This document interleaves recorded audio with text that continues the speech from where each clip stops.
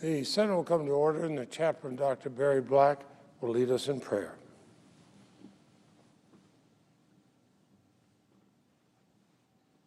Let us pray. Eternal Lord God, at a time when people expect much from their leaders, give our lawmakers the wisdom to do the work of legislation, administration, and justice for the common good. When criticism comes from those who expect miracles and look for weakness, give to the members of the Senate the grace of patience and love. Lord, brace them in your strength against the debilitating effects of frustration and futility as you infuse them with confidence in your providential power. Bless them with love, faith, and perseverance. We pray in your merciful name. Amen. Please join me in the Pledge of Allegiance.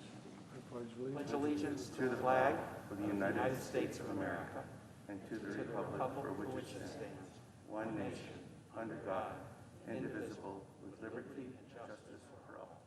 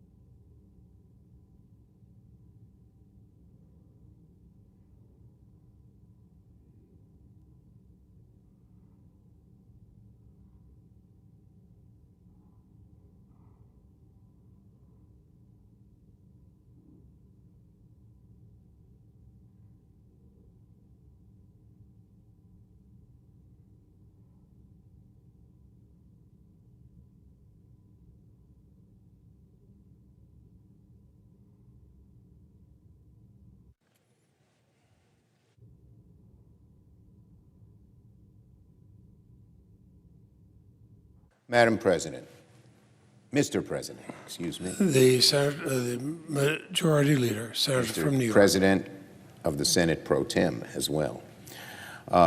Mr. President, it's my understanding that the Senate has received a message from the House of Representatives to accompany H.R. 5746. The Senator is correct. I ask that the Chair lay before the Senate the House message to accompany H.R. 5746. The question is on the motion to lay before the Senate. Message from the House. All those in favor say aye. Aye. Opposed? No.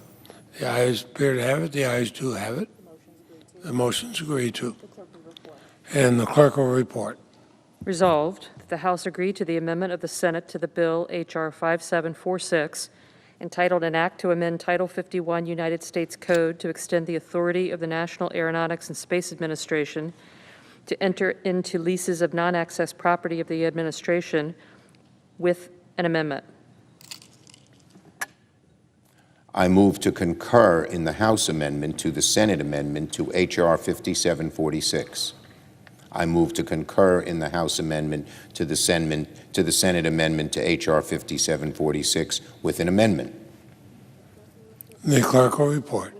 With an amendment. Senator from New York, Mr. Schumer, moves to concur in the House amendment to the Senate amendment with an amendment numbered 4903. I ask that further reading of the amendment be dispensed with. Without objection, so ordered. Mr. President, I ask for the yeas and nays on the motion to concur with an amendment. Is there a sufficient second? There appears to be a sufficient second. The yeas and nays are ordered. Mr. President, I have an amendment to amendment number. To the amendment. I have an amendment to the amendment, which is at the desk. Clerk will report. Senator from New York, Mr. Schumer, proposes an amendment numbered 4904 to amendment numbered 4903. I ask that the further reading of the amendment be dispensed with. Without objection, so ordered. I move to refer the House message to accompany H.R. 5746 to the Committee on Rules with instructions to report back forthwith with an amendment. The clerk will report the motion. The Senator from New York, Mr. Schumer, moves to refer the House message to accompany H.R. 5746 to the Committee on Rules with instructions to report back forthwith with an amendment numbered 4905.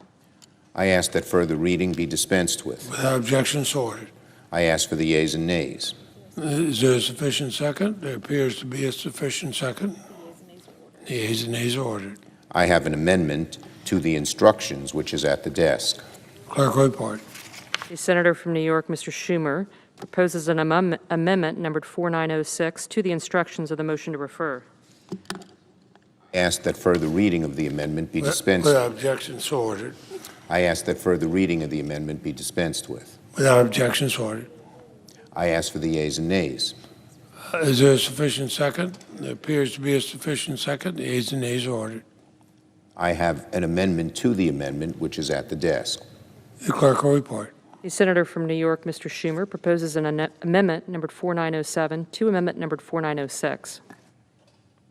I ask that further reading of the amendment be dispensed with. Without objection, so ordered. I send a cloture motion to the motion to concur to the desk. Without objection, clerk will report the cloture motion. Cloture motion, we, the undersigned senators, in accordance with the provisions of Rule 22 of the Standing Rules of the Senate, do hereby move to bring to a close debate on the motion to concur in the House amendment to the Senate amendment to H.R. 5746, an act to amend Title 51 United States Code, and so forth, signed by 17 senators as follows. I ask consent the reading of the names be waived. Without objection, so ordered.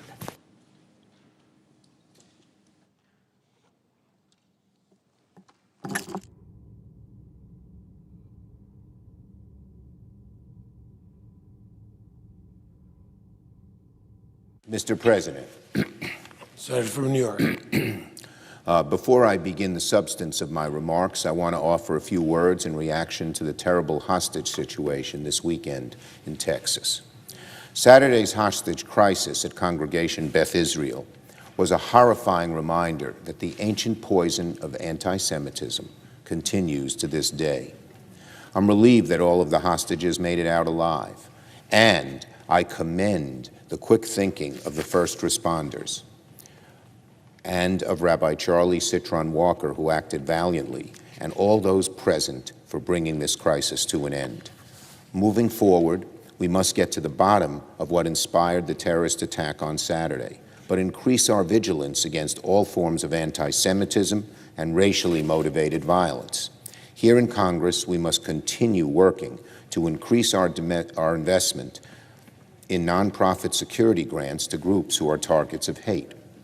We need to give our communities the tools they need to protect themselves so they can live without fear of being targeted for just who they are. On this day, I stand in solidarity with the congregation of Beth Israel, the Jewish community of Greater Dallas-Fort Worth, and with all Jewish Americans for whom Saturday's attack was a traumatic reminder of the hate we have yet to overcome.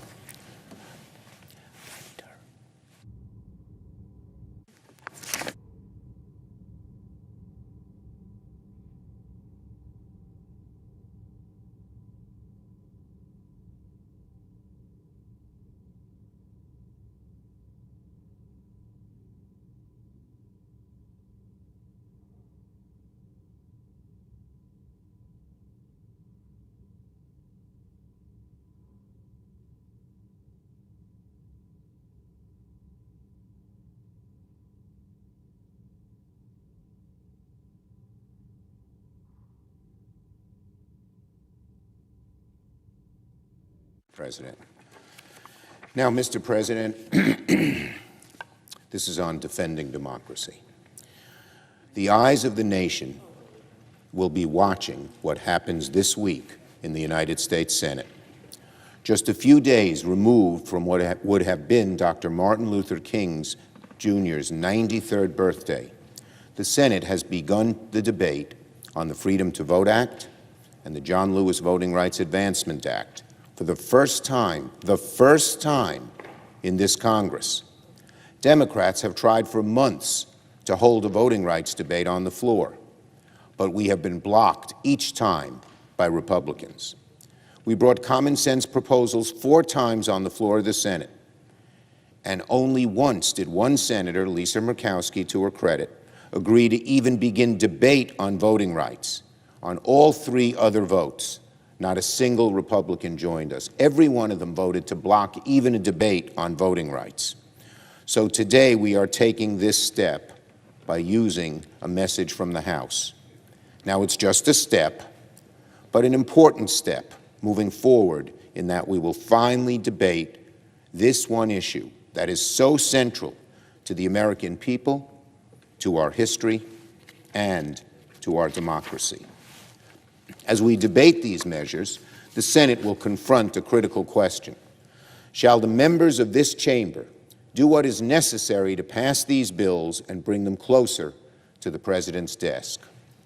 Today, we have just taken the first steps that will put everyone on the record. Now, much has been said over the past few days about the prospects of passing voting rights legislation in this chamber. Senate Democrats are under no illusion that we face difficult odds, especially when virtually every Senate Republican is staunchly against legislation protecting the right to vote. But I want to be clear.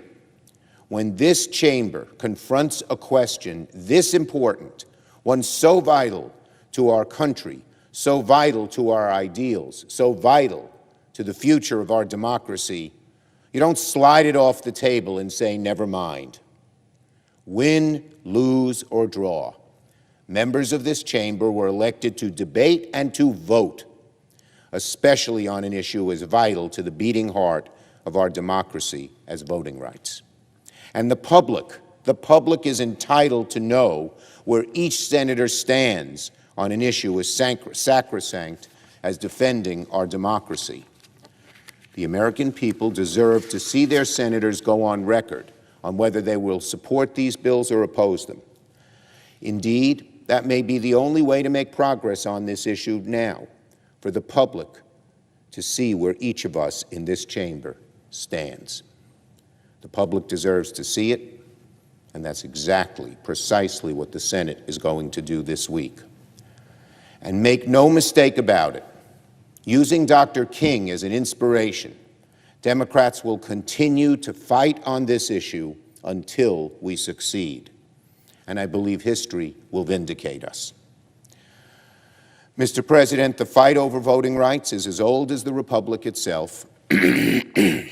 Recently, well, let me say, when the Republic was founded, in many states you had to be a white, male, Protestant property owner to vote, as is obvious by who's in this chamber. We have made progress, inexorable progress, in expanding that franchise. History does not regard those restrictions that occurred early on as worthy. But we must continue the fight.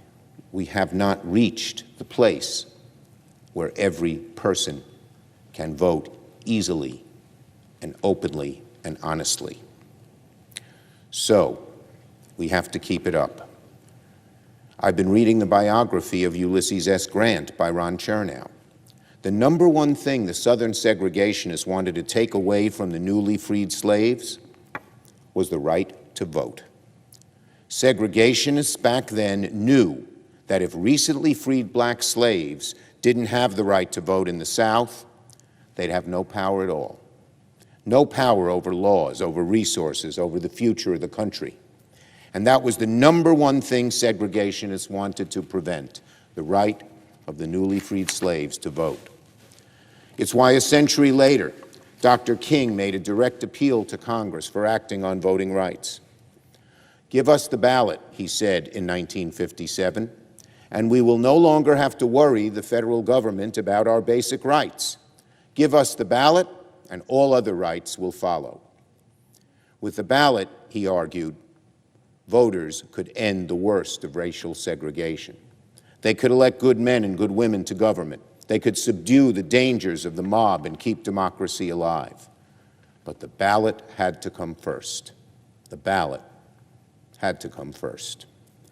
Dr. King might as well have been speaking to us, because across the United States in 2022, ballot access is not being expanded, it's being repressed. And our democracy is not safe.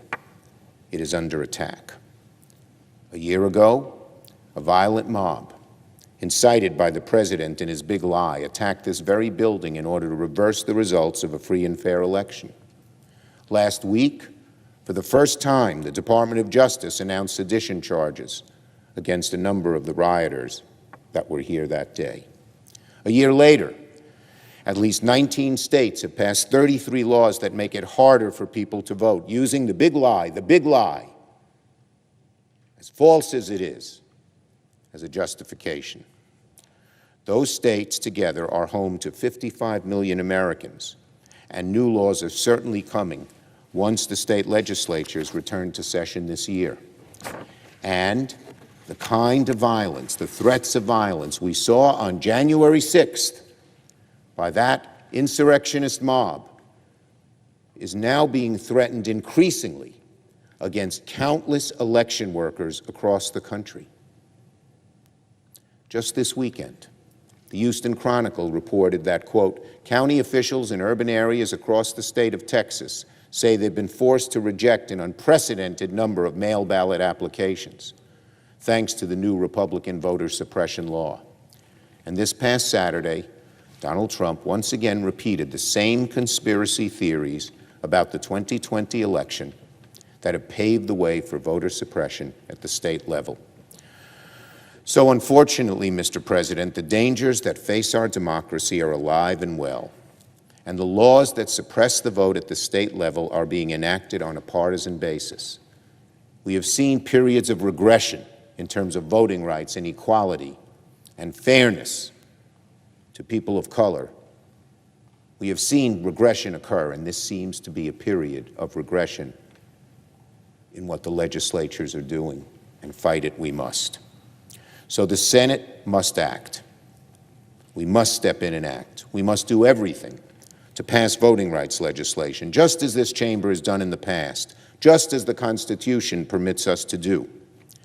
That is why we will vote this week on the Freedom to Vote Act and the John Lewis Voting Rights Advancement Act. And if Republicans choose to continue their filibuster of voting rights legislation, we must consider and vote on the rule changes that are appropriate and necessary to restore the Senate and make voting legislation possible. As I've recounted already, these laws are urgently needed. We cannot allow another period of that regression which we have seen throughout American history. Here's what some of the laws would do, or two laws would do. They would set basic common sense standards for all Americans for access to the ballot, as well as restore preclearance provisions that were passed by this chamber for decades on a bipartisan basis. They would establish clear and consistent standards for early voting across the country and make it easier for voters to access absentee ballots. They would protect election workers from unlawful intimidation. We are seeing so much of that now. It's disgraceful, disgraceful. They would end the toxic practice of partisan gerrymandering. And they would take new steps to fight the power of dark money corroding our elections. Senate Democrats repeatedly tried over the last year to bring Republicans to the table to debate these issues. I will remind my colleagues that this is not the old Republican Party. I would remind the American people how dramatically the Republican Party has regressed. The Republican Party used to be one that supported voting rights. Presidents Reagan, George H.W. Bush, and George W. Bush worked to renew voting rights bills. No, sadly, unfortunately, this is Donald Trump's Republican Party. And it is the one now trying to take away the vote from younger, black and brown, elderly, minority, and low-income voters. And yet every time we tried to engage our Senate Republican colleagues, they resisted. So we have no choice. We are moving ahead on our own. Once again, no one denies the path ahead is an uphill struggle. Republicans have been clear they will entertain no bipartisan compromise on voting rights. But long odds are no excuse for this chamber to avoid this important issue. Again, members of this chamber were elected to debate and to vote. We're going to vote. We're all going to go on the record. And Republicans will have to choose which side they stand on, protecting democracy or offering their implicit endorsement of Donald Trump's big lie. For months, Senate Republicans have come up with excuses and subterfuges to avoid doing what they know is the right thing, just like so many others have come up with similar lame excuses and subterfuges in the past. But as history shows, doing the right thing will eventually prevail. Justice will flow like mighty waters, as the prophet Amos has said.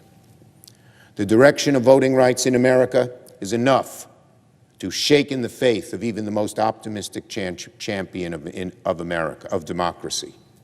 Sometimes it seems like for each step forward, the country takes 2 steps backward.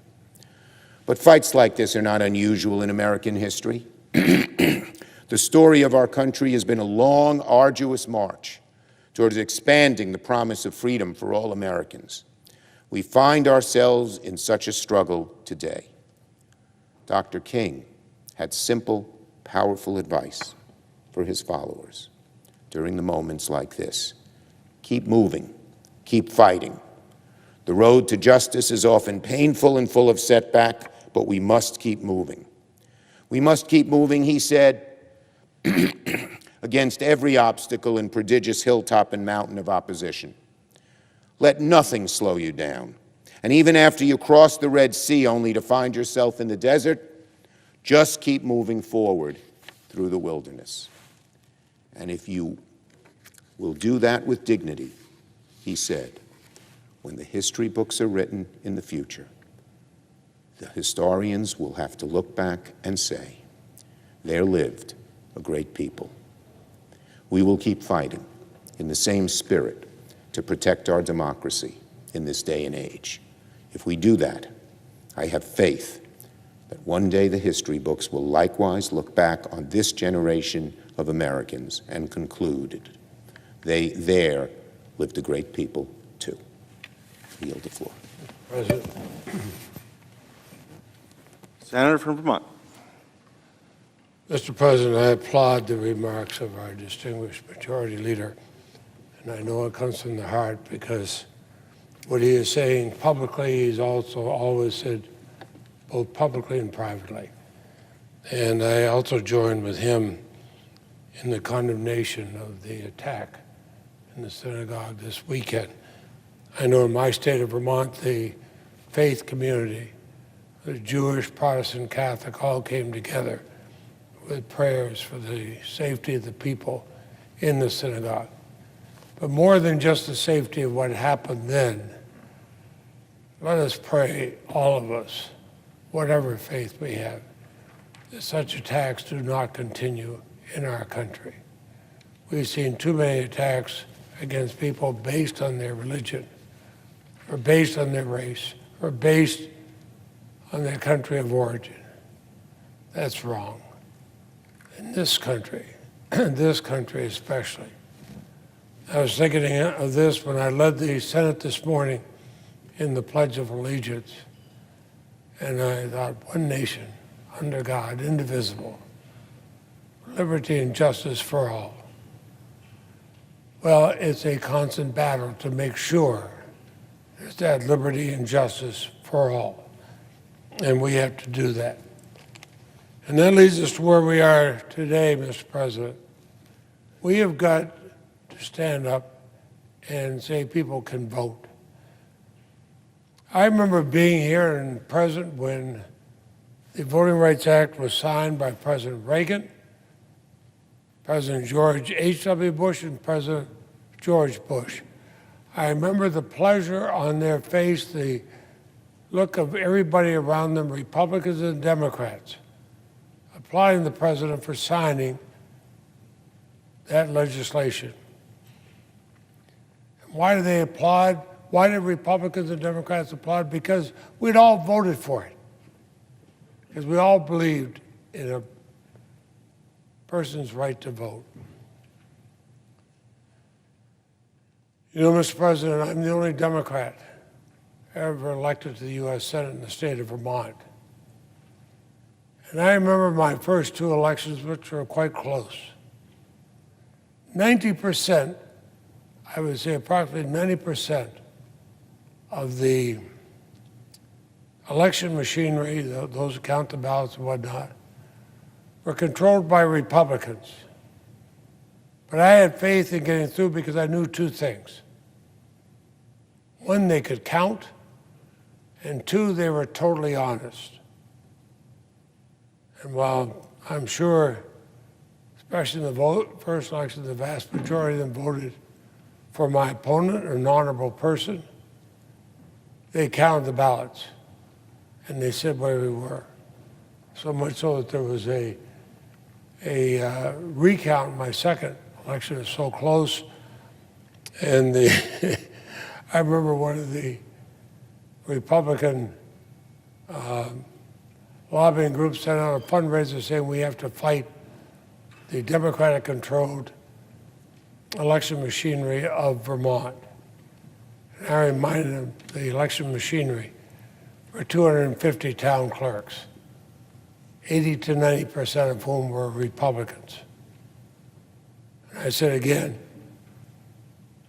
they can count and they're honest. We're fortunate in our state that we encourage everybody to vote. And I remember when the senators, the other party at a judiciary committee said, well, you want to change the rules so the Democrats would win. I said, well, you want nationally the kind of rules we follow in Vermont? And by the way, last year's election, we elected a Republican governor and a Democratic lieutenant governor. Why? Because our rules do not favor one party over the other. Our rules favor one thing, the right to vote. And we insist on that in our state of Vermont, but we should insist on that throughout the country. It should not be a case where somebody can be blocked from voting because the voting booths and the places for them are changed so that some communities would have a harder time or a more difficult time to come there, or hours change. No, we should be fighting. If we want America to be the strong, great nation that we all claim it is, and we all believe it is, and we all want it to be, it can only be if we say, make sure everybody gets to vote. Everybody. I don't care who they're voting for. Make sure everybody can vote.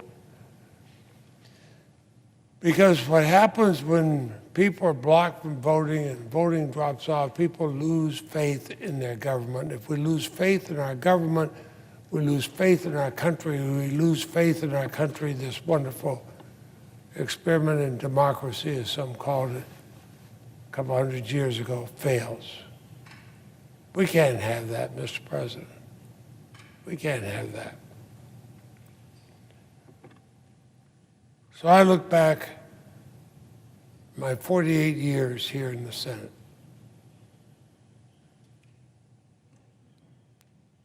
And I think of, it's not the titles, it's not the chairmanships, it's not the president pro tem, it's not being dean of the Senate that I cherish. It's knowing that I can vote. I can vote. I voted 17,000 times, more than that now. And I go back over all those votes and find some, I might think, gee, I should have voted differently. Of course I can, but I voted. I could vote. And I'd call on my colleagues, vote up or down. I would hope that all of us would do as we have in the past when I've been in the Senate. When we passed Voting Rights Act 98-0, when Republican presidents were signing the Voting Rights Act, let's go back to that time. Vote any way you want in a presidential election. Vote any way you want in gubernatorial, congressional, and local elections. But in this body which should be the conscience of the nation, vote to uphold the right to vote. Vote to allow every American the ability to vote. Don't hide behind procedure. Stand on the floor. Have the courage and the honesty to say, I'm going to vote to allow people to vote, or I'm going to vote not to allow people to vote. But stand here and say what you're going to do. The last time 98 of us stood here and voted, we want everybody to vote, Republicans and Democrats. We joined together. Wouldn't that send a wonderful signal to a fractured nation if we did that today and stood up and said, we're going to vote. We're all going to vote. We can vote yes or no, but we're going to let people of our state know how we voted. We're going to let the American people know how we voted. We can say why we voted. I would wish we voted as we did before, to say to all Americans, Republicans, Democrats, Independents, any part of this country, we want you to vote. We'll urge you to vote the way we'd like, but we want you to have the ability to vote even if you're voting for our opponents or for a different point of view. The most important thing as Americans, as United States Senators, is to say we stand for the right of people to vote. Every one of us, every single one of us. Mr. President, I have more to say on this matter later, but I suggest the absence of a quorum. Clerk will call the roll. Ms. Baldwin.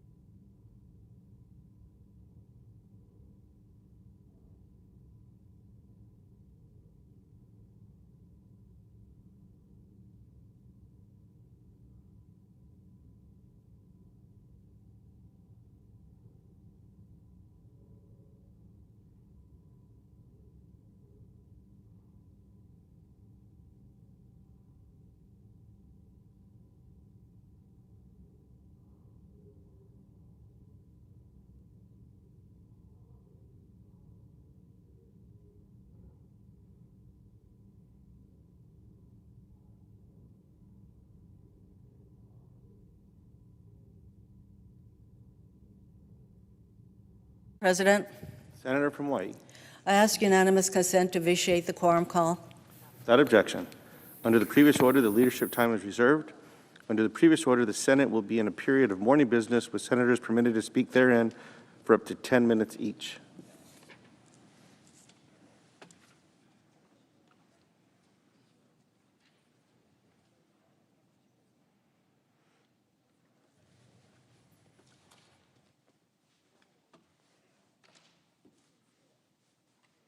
Mr. President, Senator from White. yesterday we celebrated Martin Luther King Jr. Day and honored civil rights leaders who fought against inequality and sacrificed so much to move our country closer towards justice for all. But this year, on a day when we should be coming together to commemorate these civil rights achievements and recommit to the road ahead, we are instead fighting a battle we thought was won decades ago. In 1957, Martin Luther King Jr. delivered his "Give Us the Ballot" address, where he said, quote, "The denial of this sacred right is a tragic betrayal of the highest mandates of our democratic tradition," end quote. But here we are in 2022, fighting back against hundreds of bills introduced in states across the nation, clearly intended to make it so much harder for certain people to vote. 22 states have already enacted 47 new laws that make it more difficult to vote by mail, that make it harder to stay on voting lists, that limit the availability of drop boxes for ballots, that limit the number of polling locations, that impose stricter or newer voter ID requirements. And the list goes on. But one of the most insidious is Georgia's law, which allows any person to challenge the rights of an unlimited number of voters to cast their ballots. If someone decides for whatever reason to challenge another person's right to vote, the voter then has to show up to their election office to defend themselves. Imagine being a single mom working 2 jobs and unable to afford childcare, and now she has to defend her constitutional right just because someone thought she shouldn't be voting at all? Volunteers are already being recruited to pose these challenges. This isn't voter protection. This is vigilantism. These laws are clearly intended to target communities of color and make it harder for them to vote, period. Our country's legacy of racial discrimination in voting is undeniable. And it's undeniable that we are witnessing history repeat itself. In 1890, the House passed historic legislation that would have increased voting protections, particularly for Black voters. But the Senate failed to take up this legislation, failed to act at a critical time when it had the chance. And the results were devastating for decades to come. The Senate's failure to take up this legislation allowed Jim Crow and the plummeting of voter turnout among Black voters to continue for more than a century, until the Senate passed the Civil Rights Act of 1964 and the Voting Rights Act of 1965, over 70 years later. A recent Washington Post analysis said this current wave of voter suppression bills potentially amounts to, quote, the most sweeping contraction of ballot access in the United States since the end of Reconstruction, end quote. Today, these attacks on our freedom to vote are taking us back to the time of Reconstruction. We cannot wait another 70 years for the so-called deliberative body to act, which is why we need to pass comprehensive voter protection legislation. But not a single Republican supports the Freedom to Vote John Lewis Act. Many of my Republican colleagues have joined Congressman John Lewis to commemorate the march from Selma to Montgomery. But today, they won't even allow the Senate to consider legislation named in his honor and have called this bill radical. There is nothing radical about protecting a person's freedom to vote. What's radical is sending us back to the days of Reconstruction. This legislation would restore and strengthen the Voting Rights Act, which Congress reauthorized with broad bipartisan support 5 times in 1970, 1975, 1982, 1992, and it passed 98-0 in 2006, which included 10 currently sitting Senate Republicans. This bill would also expand opportunities to vote, prevent voter suppression, and improve election security. We're talking about provisions that would require states to offer early voting and no excuse vote by mail, make Election Day a public holiday, crack down on voter intimidation, and require post-election audits. Again, I ask, how is any of this radical? What's radical is justifying overt attacks on our democracy by perpetuating the big lie of mass voter fraud. For Republicans, this fight isn't about election security. It's about securing their power, because Republicans have decided that spreading misinformation and rigging elections by preventing people from voting is the only way they will retain their power. Republicans should come to the Senate floor and tell the American people why they won't protect our freedom to vote. Instead, the Republican leader came to the floor to attack Democrats for fighting to change Senate rules to pass this critical legislation, calling it a power grab. The Republican leader said that Democrats want to, quote, permanently damage this institution, end quote.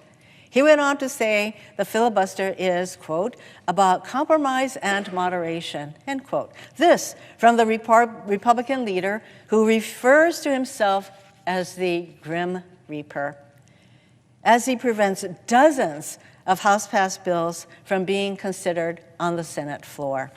The same person who single-handedly prevented President Obama from filling a vacancy on the Supreme Court for over a year, denying the will of nearly 66 million Americans who voted to give President Obama a second term in office. The same person who pushed through President Trump's Supreme Court nominee as over 159 million Americans were in the process of voting. So much for compromise and moderation. Let's not pretend this is about the sanctity of this institution. We cannot sit back and let one political party continue to unravel the threads of our democracy, one voter suppression bill at a time. While Republicans do nothing to protect our freedom to vote in the face of mass voter suppression bills enacted across the country, we Democrats cannot sit back and let 2020 be the last free and fair election in our country. If we don't protect the right to vote, we won't have a democracy. It's that simple. That's the reality. Since the Republicans will not lift a finger to protect voting rights, we have no option but to change the Senate rules in order to pass the Freedom to Vote John R. Lewis Act. This is something that every single Democratic senator needs to get on board with. Mr. President, I yield back.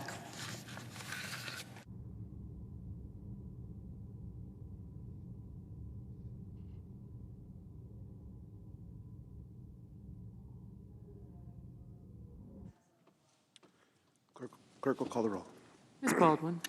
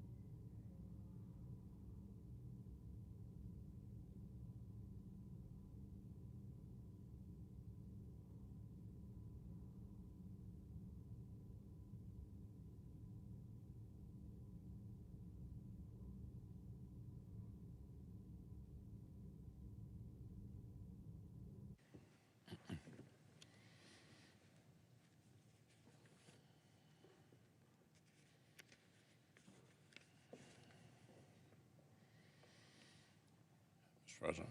Republican Leader. I ask consent that further proceedings on the quorum call be dispensed with. Without objection.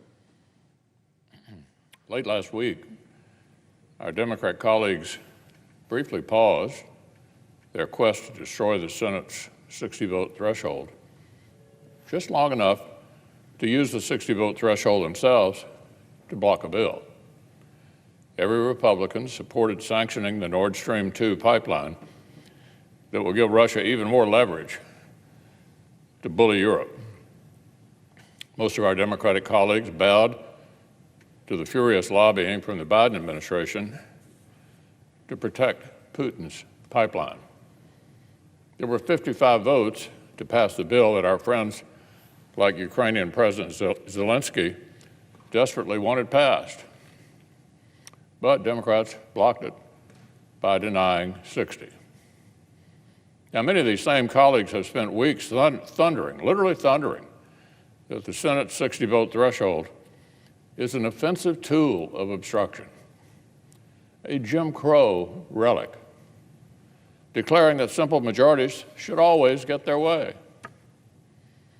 But late last week, they literally wielded the 60-vote threshold themselves, a useful reminder of just how fake the hysteria has been. We already knew Washington Democrats don't have any principled opposition to Senate rules. Democrats repeatedly filibustered the CARES Act in March of 2020 while insisting on changes. Democrats filibustered and killed Senator Tim Scott's police reform bill. You only have to go back a few years to read vigorous defense of the filibuster from our Democratic colleagues and their allies. The Democratic whip, Senator Durbin, put it this way: we need to protect the right of debate in the Senate, preserve checks and balances so that no one party can do whatever it wants. We need to preserve the voice of the minority in America. Dick Durbin, the Democratic leader himself, said in 2017 that we need to, quote, find a way to build a firewall around the legislative filibuster. Build a firewall around the legislative filibuster. And in a letter that same year by 32 Senate Democrats, our colleagues demanded that the 60-vote threshold stay right where it was. So until the last couple of years, senators on both sides have understood the Senate is not here to rubber stamp massive changes by thin majorities. This institution exists to do exactly the opposite, to make sure major laws receive major buy-in and have major staying power.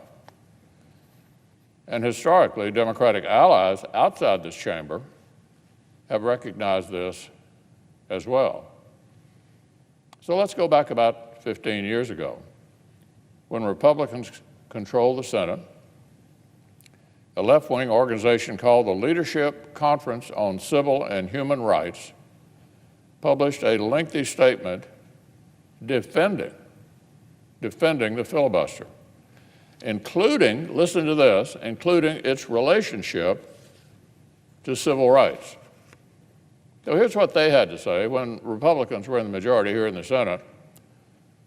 On behalf of the Leadership Conference on Civil Rights, the nation's oldest, largest, and most diverse civil and human rights coalition, with more than 180 member organizations, we urge you to oppose any efforts to eliminate the 216-year-old filibuster in the United States Senate. That's a coalition of 180 member organizations called the Civil and Human Rights Coalition. They went on. The elimination of the rights of the minority as embodied by the filibuster is contrary to the Founding Fathers' vision of the Senate as a body of equals designed to protect against the tyranny of the majority. The statement continued. The civil rights community has recognized and accepted the value of the filibuster even when it frustrated efforts to advance civil rights legislative goals. During the 1950s and 1960s, countless civil rights bills were filibustered. The Civil Rights Act of 1964 was not passed until it survived 75 days of the longest filibuster in history, and the Senate voted 71 to 29 to end debate and finally passed the bill.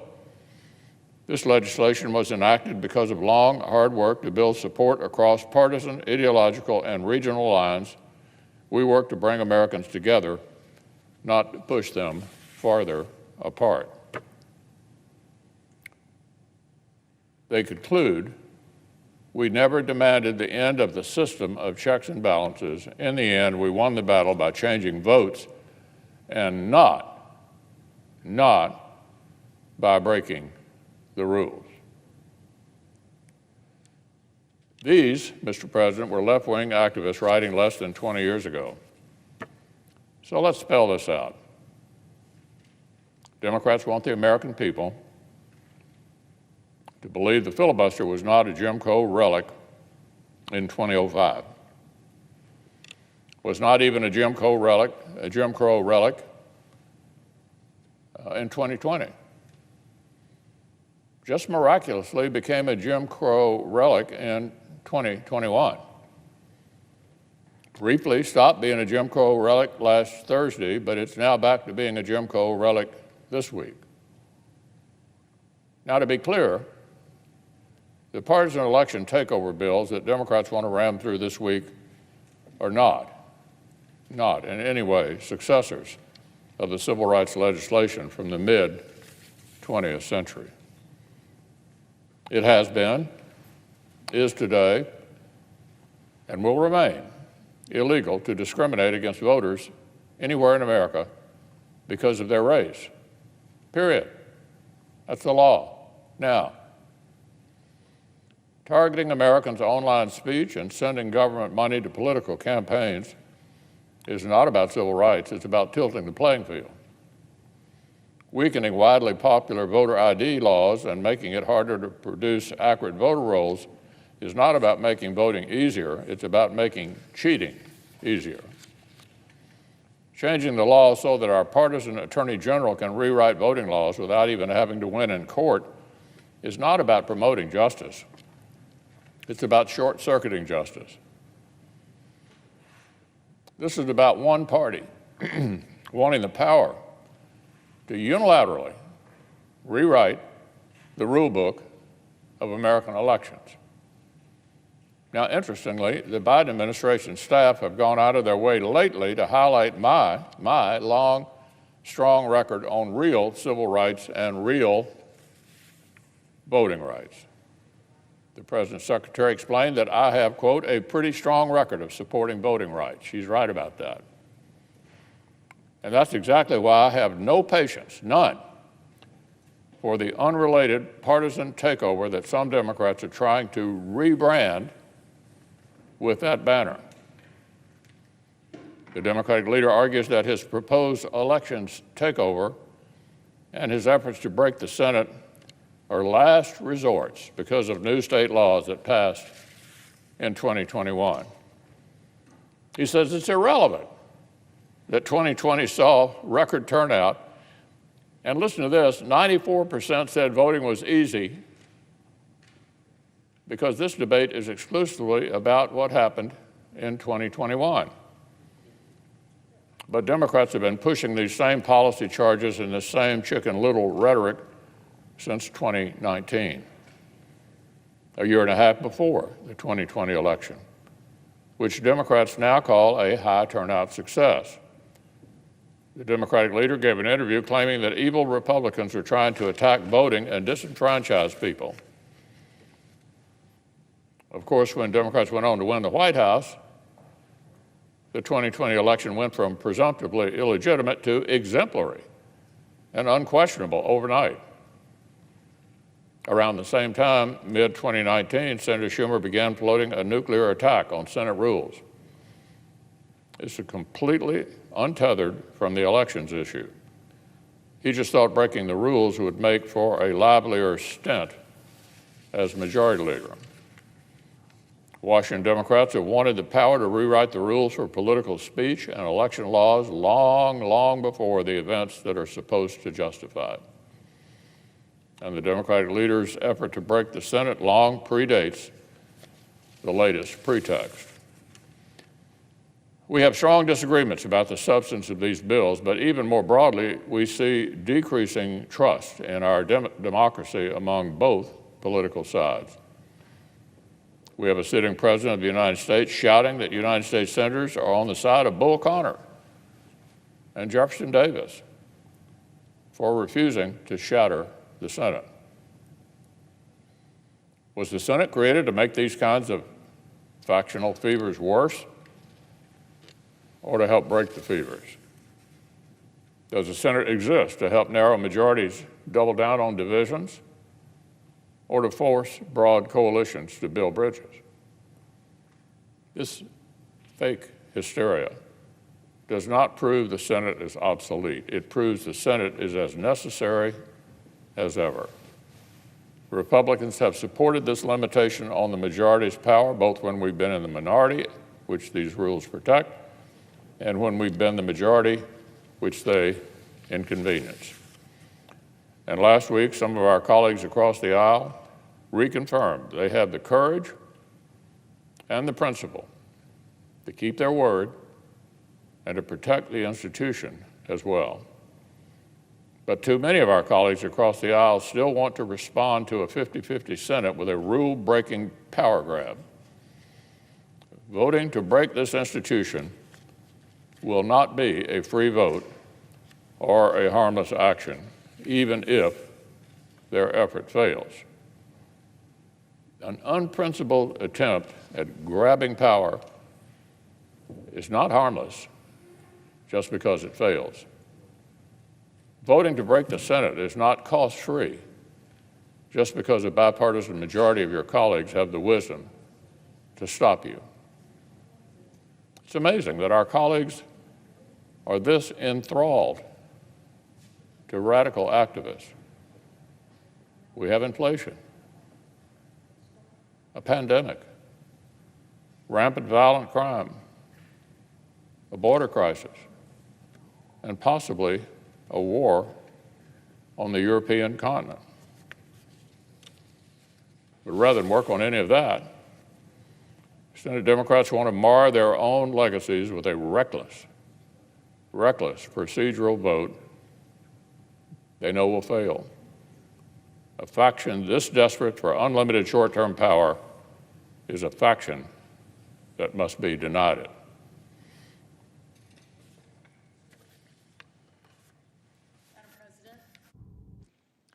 Senator from Washington. Madam President, I care about the future of this institution, but right now I care more about the future of our democracy.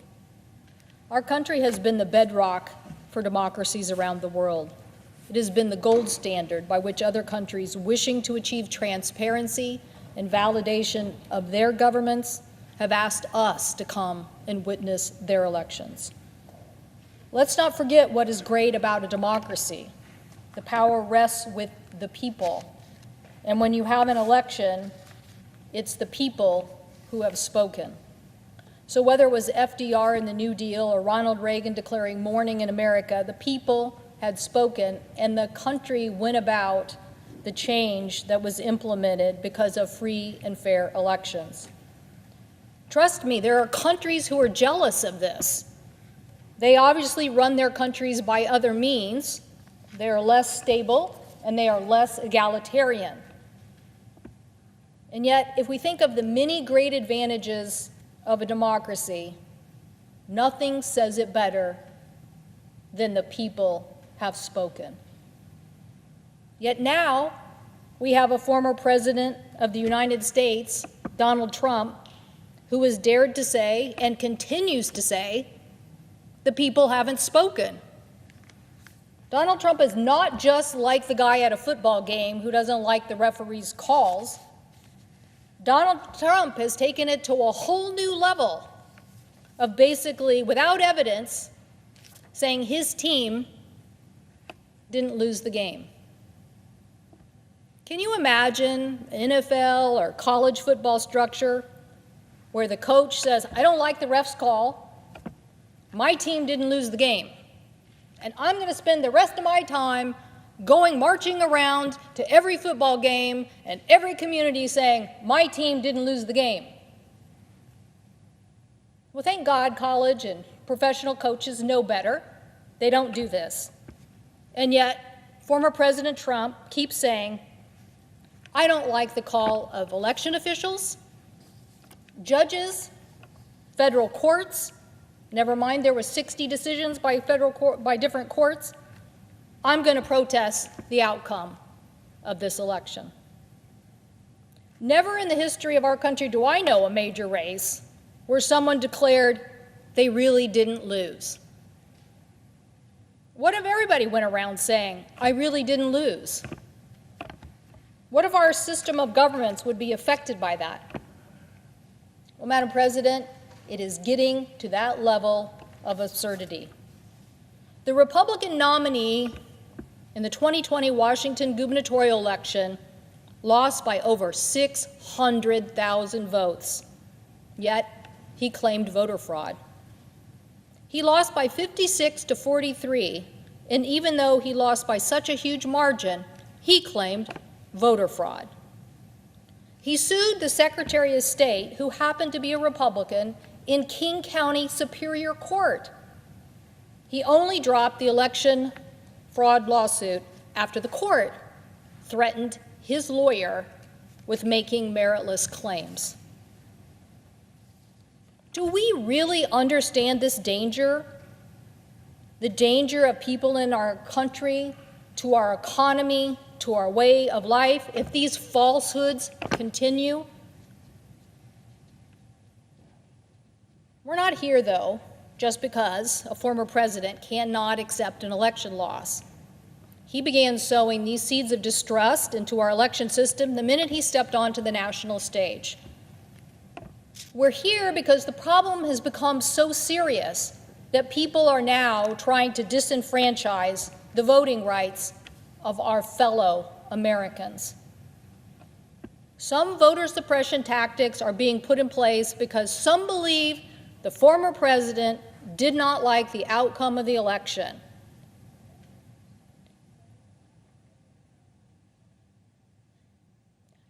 I want to be clear, there are people on both sides of the aisle that do believe in free and fair elections. There are Republicans in key election positions who stood up to the illegal tactics of the president when he tried to change the outcome of the last election.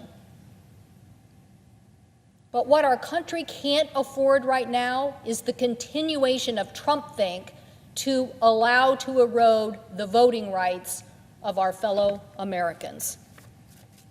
Voting rights have been hard fought and hard won. I know the president presiding understands this. First by women in 1920, then later protecting minority groups in 1965 with the Voting Rights Act. In 1970, we updated it, making standards, helping to regulate presidential elections. In 75, saying we had to protect other minorities. Both sides of the aisle agreed to this. And in 1992, we expanded for bilingual education requirements. That passed with 75 to 20 votes. And again, in 2006, the last time the voting rights was updated, we were in a similar situation. The Supreme Court had had 2 cases and struck down part of the act, and we all came together to renew and reaffirm the constitutional protections for people in the United States of America. It passed 98-0. There is nothing wrong with the John Lewis voting rights law before us. There's nothing wrong with the John Lewis voting rights law before us. It is a bill with bipartisan support that tries to maintain, I think, a federal minimum assurance that states don't suppress the rights of our fellow Americans. When Martin Luther King was fighting this fight, he said, "One man, one vote." He knew that this was about making sure that everybody had a chance to vote. The John Lewis Act is a continuation of those rights and upgrading something that has been upgraded numerous times since 1965. And that is why my colleagues, Senator Manchin and Murkowski, called for bipartisan reauthorization of the Voting Rights Act. Bipartisan call for reauthorization last spring of the Voting Rights Act. They said, quote, "Inaction is not an option," end quote. They continued to say, quote, "Congress must come together just as we have done in the past, time and time again, to reaffirm our long-standing bipartisan commitment to free, accessible, and secure elections." And that is what we must do now. That is why there are 150 businesses who support the John Lewis Act. Companies like Microsoft and Google and Intel and Pepsi and Tesla, Sealaska, Target, PayPal. These are companies who know and understand they want to do business in a democracy. As Tim Cook said, the right to vote is fundamental to our democracy. American history is a story of expanding the right to vote to all citizens. And Black people in particular have had to march, struggle, and even give their lives for more than a century to defend that right. And we support efforts to ensure that our democracy and our future is more hopeful and inclusive than the past. There are others. Best Buy. An election cannot be free or fair if every eligible voter is not given a full chance to vote, or if the law makes it harder to do so. Now, Madam President, I disagree with my colleague who was just on the floor, because there is a lot of demeaning of the system. I'm not going to spend a lot of time on it now because I have another segment here on the floor later. But I come from a vote-by-mail state, and I am proud of what our state has accomplished. So I do not appreciate the disinformation of Newt Gingrich when he says, quote, "The biggest way to expand voter fraud is to expand vote-by-mail." He's wrong. If I could slash a red line and a red circle through this now, Madam President, I would do so. But I will spend many minutes later on the floor talking to people why vote by mail is part of the solution and not the threat that he thinks it is. Companies know that when it comes to our economy, we're greatly aided by being in a democracy. And that is why they don't want it eroded. It will cost us if we're a less stable place to do business. So why now do people refuse to engage on the John Lewis Voting Rights Act? You know, I might be one of those people who would say, don't change the filibuster rule, we can wait. Wait? Wait for what? What are we waiting for? Our capital was attacked. We were attacked. People defending us were killed. For what? For what? A big lie. A big lie about our election. I sat outside the Capitol on January 6 and listened to the president telling these lies I knew weren't true. I knew what he said wasn't correct about our voting laws because I know and understand them, and I certainly know vote by mail.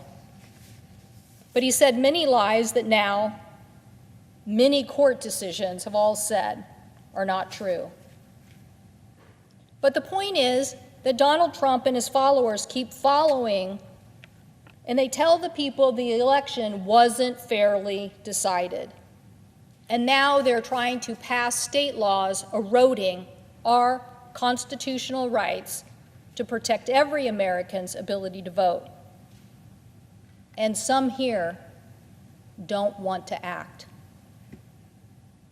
Our democracy is under threat, and people are trying to undermine the credibility of our elections, and you don't want to act.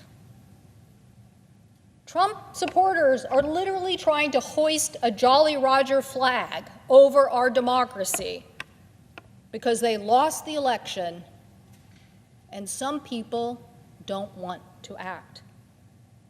Some percentage of the Republican Party now believe that the election was wrongly decided, and some people don't want to act.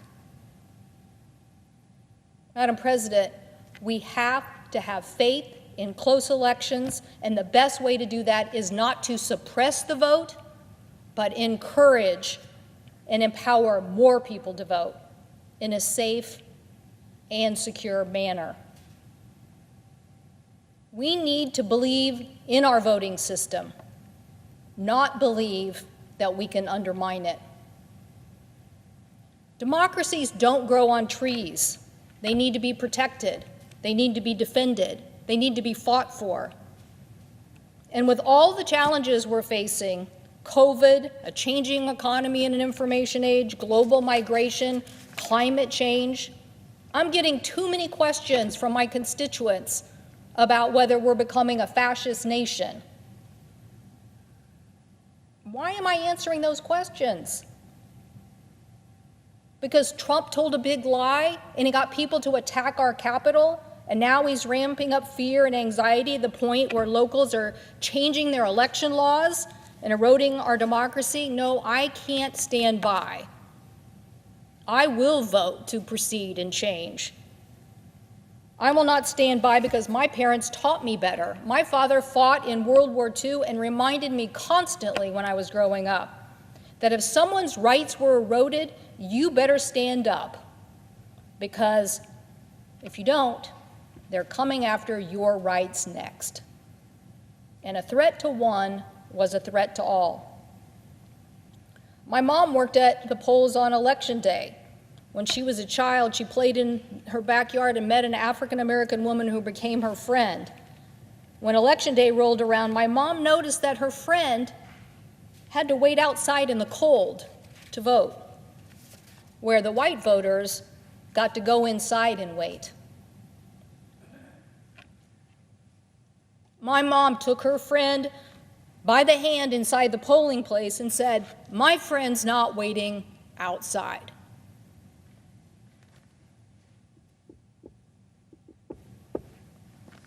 It earned my mom the nickname Little Eleanor, after the First Lady of the period. What might seem surprising is how much my mom liked her fellow Republican precinct committeemen. She felt like they were on the same team, team democracy, people who got the vote out.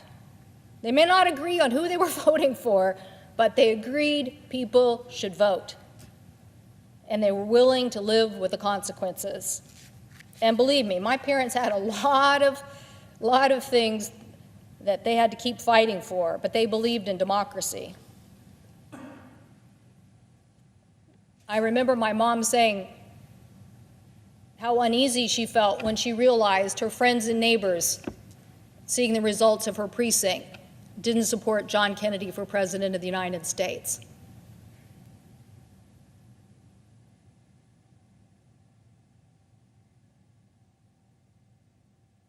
My parents were crushed when John Kennedy, Robert Kennedy, and Dr. Martin Luther King Jr.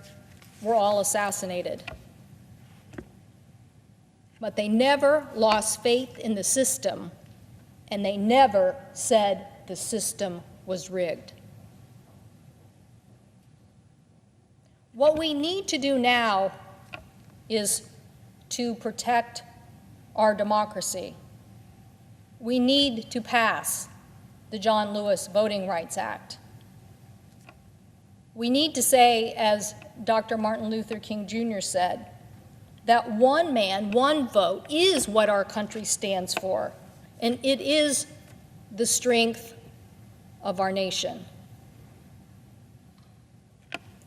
One thing about January 6th bothers me the most.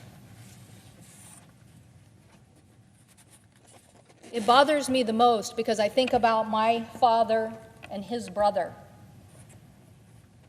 My father quit high school to fight in World War II because his brother was already missing or in a POW camp. He knew he had to join the fight against the oppressions, the tyranny, the fascism that existed. He knew he had to join the fight to uphold the democracy of the United States. This is a picture of what it looked like to be escorted back into this chamber on January 6th. All I could think of when I saw this picture is obviously, yes, support and gratitude for the military who supported us. But all I could think about was my father and his brother who fought in World War II for these rights to uphold a democracy so that I could stand for election and that my friends and neighbors could vote for me. And then I would come here in an environment where I was free to walk into the Capitol at any moment and cast a vote on behalf of the people that I represent. And yet, on one fateful day, that all changed. And we were no different than some other country who had to use military force to support our democracy here in voting. Madam President, that's not the way it's supposed to be. That's not what we're fighting for. Many Americans have fought to uphold the democracies of our nation. The least we could do is pass the John Lewis Voting Rights Act. The least we could do is work in a mission together to pass the John Lewis Voting Rights Act and show that our country believes in holding these important values of a democracy as utmost important. Let's vote to get this done. Let's move forward to show our country we believe in voting rights in the United States Senate. I thank the President, and I yield the floor.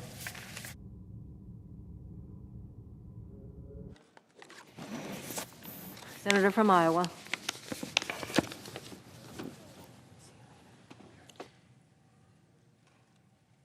Democrats have shamelessly alleged that a massive federal takeover of elections is needed because of questions some Republicans raised after the 2020 election.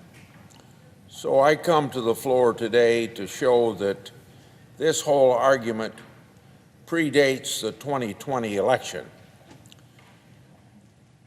This Democrat reasoning is despite the fact that their proposal predates the 2020 election. The bill that they want us to pass is a product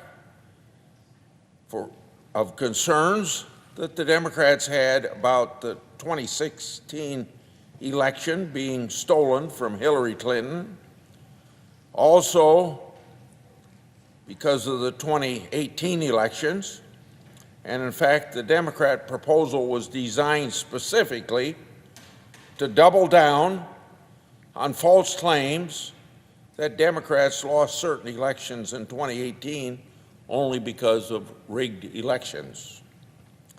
I've said it before, and I want to say it again. Evidence-free claims of voter suppression are as bad as election-free claims of voter fraud. Both voter fraud and discrimination in voting is illegal. Any claim of voter fraud or violation of voting rights should be resolved in our independent court system with evidence that can stand up in the courts. And as I've mentioned before, the claims by some Trump supporters that certain brand of voting machines switch votes was lifted entirely from the Democrats' 2004 playbook, and you may remember that Democrat House members challenged the electoral vote count of whether George W. Bush was officially and honestly reelected. And President Trump's questioning of his loss in Georgia was simply following in the footsteps of the losing Democrat candidate for governor of that state just 2 years before, who lost a much bigger margin and never admitted that defeat. That makes me wonder if Democrats' professed outrage comes from a sincere concern for democratic reforms, or if they're just upset that President Trump stole their playbook. If Democrats really want to preserve democratic norms, they would not be proposing a federal government overturning the current electoral process in all 50 states on purely partisan basis, with no attempt to even hear out Republicans' legitimate concerns. The bills that we're talking about this week are being called democracy reform. Does democracy need reform? I support the American democratic system. It does not need a fundamental rewrite. 240-year history of our great country under this Constitution ought to support that. It works, and it deserves our support. We should not denigrate American democracy for short-term political gain. President Trump's candidacy in 2016 brought many Americans to the polls who had not voted recently, and there was a record turnout. In 2020, turnout broke the record yet again, both for the Republican Party and the Democratic Party, and President Biden won that election. In the 2021 election, there were unusually high turnouts for off-year elections to the benefit of Republicans and conservatives. You saw that, particularly in the state of Virginia, where the Republican candidates statewide were victorious, and you saw some surprising turnouts of opposition to Democrats that were reelected in the state of New Jersey. Democrats accused Republicans of wanting to keep people from voting. Why would we want to keep people from voting when we have been very successful in many large turnout elections very recently? Plus, have you seen the polls today that shows dissatisfaction with Democrats, a Republican deficit of 5 or 7 points last year, with a positive Republican versus Democrat polls this year? So we ought to stop casting doubt about American elections. Stop casting aspersions on common sense election security measures like ID supported by overwhelming numbers of Americans of all backgrounds. And by all backgrounds, I mean even people that we classify as minorities. Let's work together to boost the confidence of all Americans in our elections. Let's start rejecting claims that only way that the other party can win is by rigging elections. Let's retire the short-term strategy of falsely claiming that one of the two parties is a threat to democracy. That in and of itself is a very undemocratic position to take. This kind of rhetoric damages civil society and erodes faith in our democracy. For the sake of our country, please stop it. When Democrats last had the majority and proposed blowing up the Senate rules and the historic way that the Senate has worked, I gave a series of speeches explaining how the father of the Constitution, James Madison, intended for the Senate to be a deliberative body. In other words, a break on the hot passions that occur in the House of Representatives. I repeated my deeply held opposition to gutting the Senate process, even when my party took control of all three branches, and it would have been politically expedient in the short term. I don't know how many times President Trump brought up doing away with what we call the filibuster, or the 60-vote requirement. It was even followed by a lot of our Republican Party grassroots wanting to overcome Democrats' use of the cloture rule to block the Republican agenda during those 4 years. But I spoke out strongly against it in 2017. Over half of the current Democrat senators signed a letter calling for preservation of the current rules requiring 60 votes to stop debate, for considering the legislation despite the use of nuclear option for nominees. I agree with President Biden's position in 2005, reflecting on the same understanding that I have of the Constitution and the role of the Senate as envisioned by James Madison. Then Senator Biden said this, quote, "That's the reason we have the rule.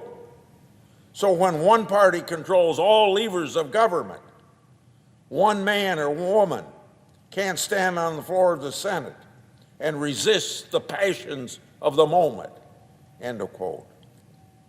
Even Senator Schumer, the majority leader, said at that time, gutting the cloture rule would be a quote unquote doomsday for democracy. Doomsday for democracy. Now it seems like Senator Schumer invites that doomsday. Senator Durbin hit the nail on the head as recently as 2018, saying, quote, it would be the end of the Senate as it was originally devised and created, going back to our founding fathers, end of quote. I agreed then, and I agree now. Now the shoe is on the other foot, and Democrats have changed their position. Many, not for the first time. Senator Durbin has now joined the crusade of his Democratic predecessor, Stephen Douglas of Illinois, famous for debating Abraham Lincoln on the issues of slavery. But that Douglas from Illinois also proposed a Senate rule allowing a narrow majority to vote a final vote on bills. Hypocrisy is not rare in politics, on both sides of the aisle, but the fact that Democrats switch principles on such a consequential matter whenever Senate control changes from one party to the other is particularly glaring. the party of Jim Crow, which made liberal use of so-called filibuster just over a year ago to block Republicans' agendas, are now saying falsely it's a relic of Jim Crow. I do not see how they can look the voters in the eyes with no sign of embarrassment. I do not understand why the policemen of our governmental system, the media, isn't roasting them for this hypocritical power grab. I would now like to address a misconception on the cloture motion, the 60-vote requirement. The cloture motion requires 60 votes to bring consideration of legislation to finality. Just because it can be used to block legislation does not mean that the term cloture always equals a filibuster. Cloture cuts off not just debate, but the offering of amendments. Voting for cloture also is saying that the Senate has voted on enough amendments. Senators who have amendments important to their state that they want to offer should be voting against cloture to preserve their right to offer amendments as their constituents might desire. Debate and amendments are the hallmark of this democracy, not an obstacle to be swept aside in pursuit of short-term partisan agenda. When Democrats last controlled the Senate with 60 votes, and thereafter, amendment votes became very rare. Even rank-and-file Democrats lost opportunities to represent their states with amendments important to that state. Let's look at the cloture issue another way. Also, many people confuse debate over filibuster with talking nonstop to delay. That's a kind of Mr. Smith Goes to Washington filibuster, the famous movie, you know. This has nothing to do with cloture. People who talk about returning to the so-called talking filibuster are confusing two different Senate rules, both called filibuster. Senators have never had to talk until they drop from exhaustion to preserve their right to amend bills, so the talking filibuster rhetoric is nonsense. Democrats have convinced themselves, or at least their activist base, and done it falsely, that our democracy is in crisis, and so it is absurd to say only one party, unilateral governments, can save democracy. But once an exception is made, and they're talking about that exception just for this voting rights bill, but once an exception is made to the right of all senators to debate and to amend legislation, there seems to be no going back. You learned that. Democrats learned that in 2013 when they abolished the 60-vote requirement on district and circuit court judges, and they lived to regret it 4 years later when Republicans did the same thing when we had a Supreme Court justice up. It's a slippery slope that you should not let come about. I yield the floor. Senator from Iowa yield to a question. I'm not very good at yielding, but I'll try what I can. Thank you very much. First, thank you for coming to the floor to debate such an important issue as how to make the Senate work well as a deliberative body and how to make our country work well. But I was struck by a couple of things that you mentioned, and that is that you had stood strong fast against striking down the filibuster. And you noted how consistent you were, but you also criticized Democrats for changing position. But can you help my memory out on this? Because did you not vote to strike down the filibuster on Supreme Court nominations? Yes, I did. So you changed your position as well, you would concede, since previously you had opposed getting rid of the filibuster. The answer is yes, but remember what I said, and I just said it, so you obviously heard me, that we warned in 2013 when I think all Republicans voted against reducing the 60 vote down for district court and circuit court judges so you could pack the DC Circuit Court of Appeals, that you'd regret that. And you have regretted it because Republicans were saying in 2017, what's good for the goose is good for the gander, and we voted to reduce it then for a Supreme Court justice. And now I'm sure that from your point of view, you have a Supreme Court that's not very favorable to what you think a Supreme Court ought to be doing with the three people that Trump put on there. So that's where I'm coming from. Well, I do appreciate your response, and it's so rare we actually have any sort of dialogue on the floor of the Senate. It's one of the things we've lost. I do recall in that moment that for over a year we had working groups trying to resolve the extraordinary new level of cloture motions on President Obama's nominations. It concluded in a meeting in the old Senate chamber where the agreement was reached to stop doing that. And then, as you point out, Mitch McConnell came to the floor and he said, it doesn't matter the quality of the individual who is nominated, I will not let any judge be considered for these 3 vacancies. That is a completely unprecedented new element that was brought in to bear on that particular conversation. So to just kind of illuminate some of the details that were left out. I was also struck by another thing you said, which is that the filibuster is not a relic of Jim Crow. And I was struck about that because from 1891 through 1965, so we are talking over 80 years, the only thing that was blocked in the U.S. Senate by filibuster was civil rights for Black Americans.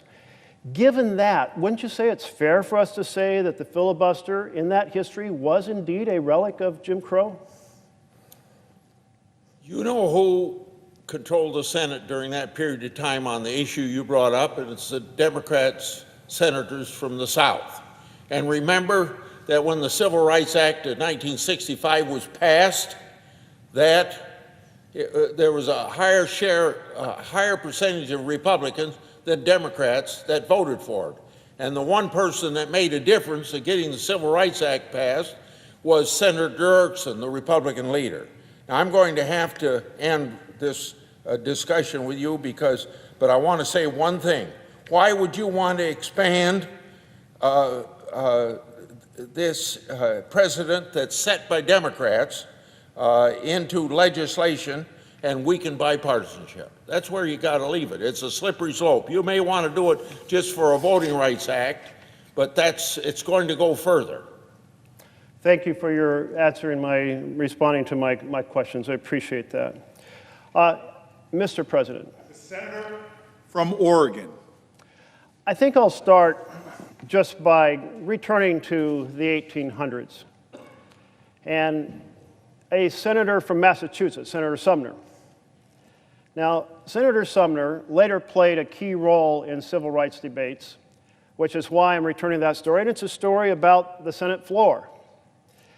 Sumner gave a speech about Kansas being admitted into the Union, and he was a Republican senator who called out 2 Democratic senators, insulting one of them, and a representative from the House of Representatives on the other end of this corridor came over here. His name was Preston Brooks, and he took considerable offense. And he proceeded to come to the Senate floor and cane Senator Sumner. And Senator Sumner was gravely injured. But he did recovering slowly, served for another 18 years, which leads me to the fact that he proceeded to put forward civil rights legislation in 1875. And 1875, 150 years ago, almost 150 years ago, 145 years ago. And so he argued after the Civil War that our black Americans were being discriminated against, and it needed to end. That anyone should go into any public accommodation and be treated equally here in the United States of America. A constitution that says all men, and let's include women, are created equally. So he put forward this bill, and it said that every person gets equal access to theaters, to public schools, to churches, to cemeteries, equal opportunity to serve in jury duty, and that any suits brought in this regard would be tried in federal court, not state court, so we could enforce a federal standard of non-discrimination across this land. Now, Sumner died of a heart attack in 1874. So he had put forward this originally as an amendment, actually an introduction in 1870, a bill, and he died before it could be passed. And as he was dying, he pleaded to Frederick Douglass and others at his bedside, "You must take care of my civil rights bill." And in the months following his death, the Senate did act. And they supported that bill, and it was passed into law in 1875. At that moment, it would be hard to envision that after I was born, we would still be fighting for equal access to public accommodations. The Senate passed that bill, and it made it into law in 1875. But the Supreme Court of the United States struck down that law 8 years later. Boom. Equal access in America, supported by the elected representatives of the House and the Senate, was blown to smithereens by a Supreme Court of the United States of America. Well, that did set stage for another civil rights battle, and it was 1890.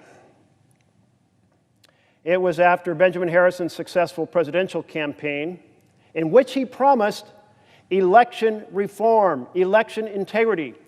Because you see, anyone looking at our republic would know that we are all affected, no matter what state we come from, by the integrity of the elections in the other states. There has to be integrity of all of them for this U.S. Senate to have integrity. There has to be integrity in all of the state elections for that House of Representatives down the hall to have integrity. So, Benjamin Harris was elected, campaigning on this type of reform. And there was a senator, Senator George Hoar, who championed an amendment or an attempt to bolster national protections for federal elections. It was particularly targeted at stopping voter suppression that had really arisen in the southern part of the United States following the Civil War. So this bill, known commonly as the Lodge Bill, also known as the Federal Elections Bill, it passed the House of Representatives in 1890. And what did this bill do? It allowed citizens from any district to petition a federal circuit court to appoint federal supervisors for congressional elections in case of efforts to suppress the vote by local officials. It permitted the federal government to appoint supervisors to oversee all phases of federal election, including voter registration and certification of election results, to make sure there were no shenanigans at the state level that would corrupt the core vision of equal representation, the core foundation of integrity in elections. It is the foundation of the vision of the legitimacy and the production of government of, by, and for the people. And this bill even enabled federal election supervisors to request deputy U.S. marshals as necessary to protect the ballot box for every citizen to have access. And it passed the House of Representatives. And it came here to the Senate, and it failed because they couldn't get unanimous consent to close debate. At that time, there was no cloture motion. The senators in 1805 have gotten rid of the prior question rule, which would have allowed debate to be closed, because they had a social contract. That social contract was that we listen to everyone to get their perspectives. People can speak not once but twice on a question. They can speak for as long as they want. We're going to listen to everyone, and then we take a vote. That was the social contract. But this filibuster broke that social contract because everyone was listened to, but you couldn't get unanimous consent to close debate. And so the bill died. It had the support of the people of the United States of America through their elected representatives down the hall. It had the support of this Senate to protect the fundamental right to vote in our nation by the majority of this body, here, the U.S. Senate. But the social contract was broken to block black Americans from voting, to allow states and local election officials to rig the registration system so you could never sign up, to allow intimidators to gather at the polls to keep black Americans from getting through them to put their ballot in the box. You know, I'd like to say that all traces of inequality in voting are gone from America. I'd like to say that. And indeed, that was reasonably true through recent years before the Supreme Court gutted the Voting Rights Act, because any changes in your voting rules had to be pre-approved in states that had engaged in these intimidating practices. I'd say reasonably true, because the real fact is there was still a significant blemish in our elections. And that is, on election day, in certain states and certain precincts, there was a game being played to make it harder for some citizens to vote than other citizens to vote. And the game worked like this. If you have an area where you want low turnout, you proceed to create a big precinct so that there's a lot of people who have to go to that one place to vote. And if you have a desire to encourage the people in another precinct to vote, a white precinct, you create smaller precincts so the voting line won't be as long. And then there were other tricks, like, for example, understaffing the voting precinct where it's predominantly black Americans to make it harder for them to vote, and making sure you staff really well the precinct where you want the white Americans to vote. And there were other tricks as well. For example, relocating the voting location in the black precinct so that people go to the wrong place. Or putting it where parking is virtually impossible, so it's much harder to get to the poll. Or putting out false information about the date and the location of the voting. These things are all wrong. Voter suppression exists today. And it was powerful to see how a couple tools have greatly reduced those tricks and traps. One of those tools is early voting. If you have an early voting period, it's hard to create long lines. It's hard to sustain wrong information about where to go. It's very difficult to deny people the ability to vote simply by having too few staffers. Even more so, vote by mail is powerful. Now, we have Republican states like Utah that have vote by mail, and they love it, and it elects Republicans. And you have more blue states like Oregon that have vote by mail, and they love it, and that's my home state. And I was really struck when I was first running for the Oregon State Legislature. It was 1998, and we still voted at the precincts voting polls, except the Republican Party had said we can increase turnout if we get all the Republicans to sign up for absentee ballots. And so they got a high percent of Republicans to sign up for absentee ballots. And then the Democrats said, well, okay, yeah, we can get Democrats to sign up for absentee ballots. And so 50% of the electorate in 1998 in Oregon was voting by mail and 50% at the polls. And as I went door to door on my first race for the Oregon House and asked people what they liked and what they didn't like, they normally said, what I really hate is that we have too many potholes. I'm not happy with City Hall. And what I really like is my absentee ballot. And I'd say, well, why is that? And they said, well, you know, I don't have to worry about where to park, and I don't have to worry about long lines. And you know what else? It's a complicated set of issues under an initiative system we have in Oregon, and I like to be able to sit at my table, study them, discuss them with my spouse, have my children come to the table and see what we're doing. Well, these two tools really opened the doors to the election process in the last election. And the response of my Republican colleagues was, oh no, we can't let that happen. We don't want those people to vote. We better rein in vote by mail. We better rein in voter registration. Georgia got rid of voter registration in between the main election and the runoff because 70,000 plus Georgians registered during that period, and they think it helped Democrats more than Republicans. So in a prejudicial way, they said, let's make registration harder. Well, it's not acceptable in our country to erect barriers for targeted communities. Not for Black Americans, not for Hispanic Americans, not for college students, not for young voters, and not for Native American reservations, not for anyone.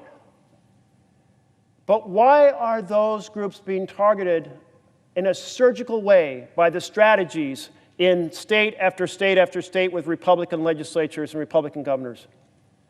Because those constituencies tend to vote more often for Democrats than Republicans. So they are stealing the vote of millions of Americans.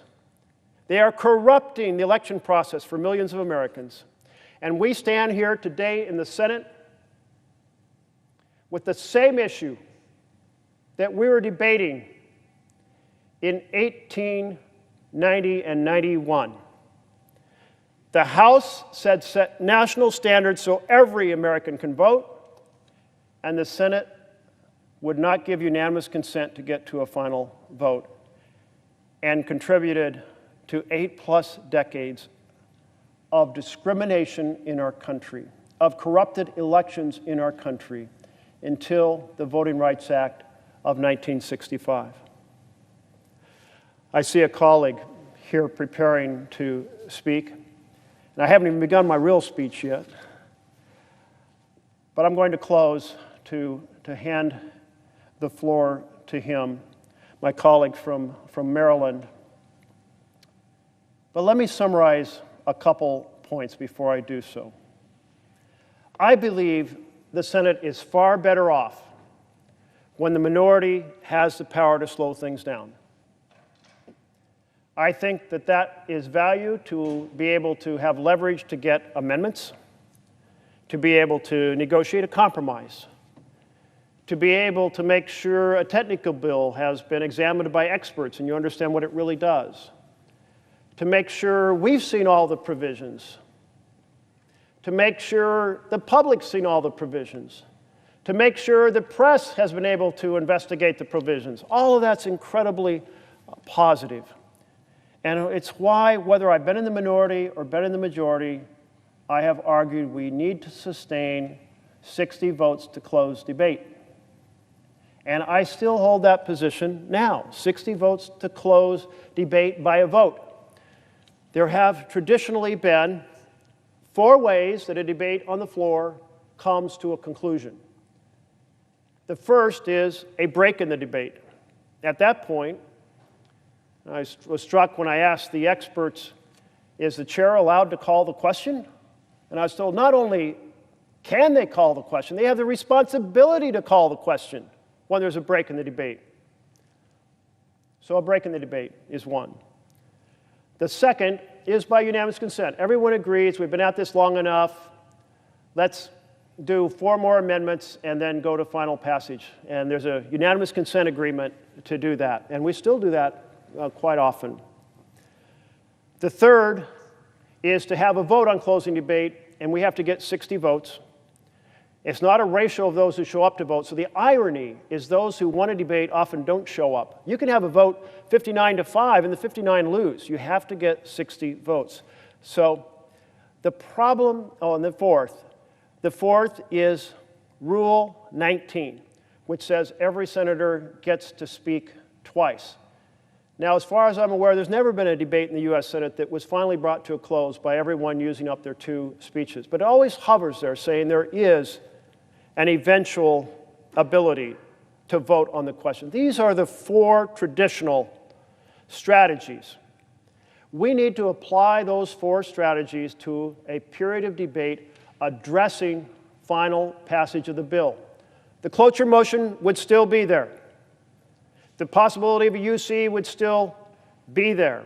A break in the debate would still be a break in the debate, and a UC would be UC. All 4 tools would still be there, but we'd be addressing final passage. Because the problem we have, the little kind of behind-the-scenes complexity of Senate rules, is that in the modern Senate, there is always a pending amendment. So you can't actually get to final passage unless you have a period of debate dedicated to final passage. A break in the debate would call the question on the amendment, not final passage. This means that those who want more debate could hold the floor for weeks and weeks on something they are determined to keep presenting to the American public. But it brings in the public. It brings in the public. They can weigh in on whether we are heroes or whether we're bums. They can weigh in on amendments we say we're going to bring up the next day. They can help us understand how folks back home feel. There is no public in the no-show, no-effort, invisible filibuster that we have had since 1975. There's no public. And there are no amendments, because amendments require supermajority closed debate, and someone says, well, my amendment, I'm not going to agree to that till my amendment gets up. There's no longer a social contract that you do your amendment, I'll do my amendment, we'll all do them, they'll all be on topic, it's gone. And so the number of amendments has dropped tenfold between the 109th Congress and the 116th Congress. The number of amendments dropped more than tenfold over that time period. Instead, the floor managers negotiate, the leaders negotiate, they produce a list and then ask everyone to agree to that list, and someone objects. You left out my amendment. So we, a room full of former House members and industry leaders, former governors, former speakers of their state House or presidents of their state Senate, all this talent sitting around here, people who have engaged in complexes, do nothing day after day after day while the invisible no-show, no-effort filibuster destroys debate in the Senate of the United States of America. It is our responsibility to restore debate to this chamber, to restore amendments. So the advantages of the restoration are, number one, that you have amendments. Number two, that you have public debate. And number three, perhaps most important, you have an incentive for both sides to negotiate. Because under the no-show, no-effort, invisible filibuster that we've had since 1975, the minority of either side says, you know, if I can get 41 of our minority members to agree not to close debate, and all they have to do is not even show up to vote, or show up to vote if they like, but vote no, then the majority can never get anything done. And won't that enhance our political power in the minority party? That's an almost irresistible temptation in the tribal partisan warfare of today. So each minority is tempted into basically exercising a veto over the majority party's policy agenda. That is an eye for an eye, makes the whole world blind strategy. The Democrats sabotage the Republican majority. The Republicans sabotage the Democratic majority. But under the public filibuster, not only is the public involved, but the minority has to maintain continuous debate, which can be hard, so they have an incentive to negotiate. And the majority, seeing the time burned up that they need for other things, other policy bills and nominations, they have an incentive to negotiate. So you get amendments, you get the public involved, and most important, you recreate an incentive to negotiate. That is the reinvigorated filibuster strategy, the talking filibuster, or call it the public filibuster, or just call it extended debate on final passage of the bill. Whatever you call it, it is better than the paralysis and partisanship that are destroying the Senate's ability to address the questions that face this nation. And there is no more important question than defending the right of every citizen to vote. Thank you, Mr. President.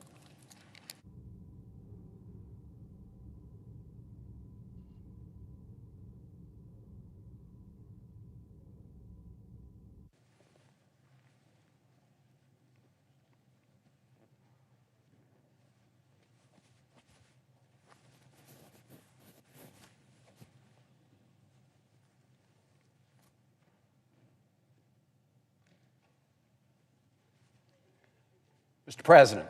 The senator from Maryland.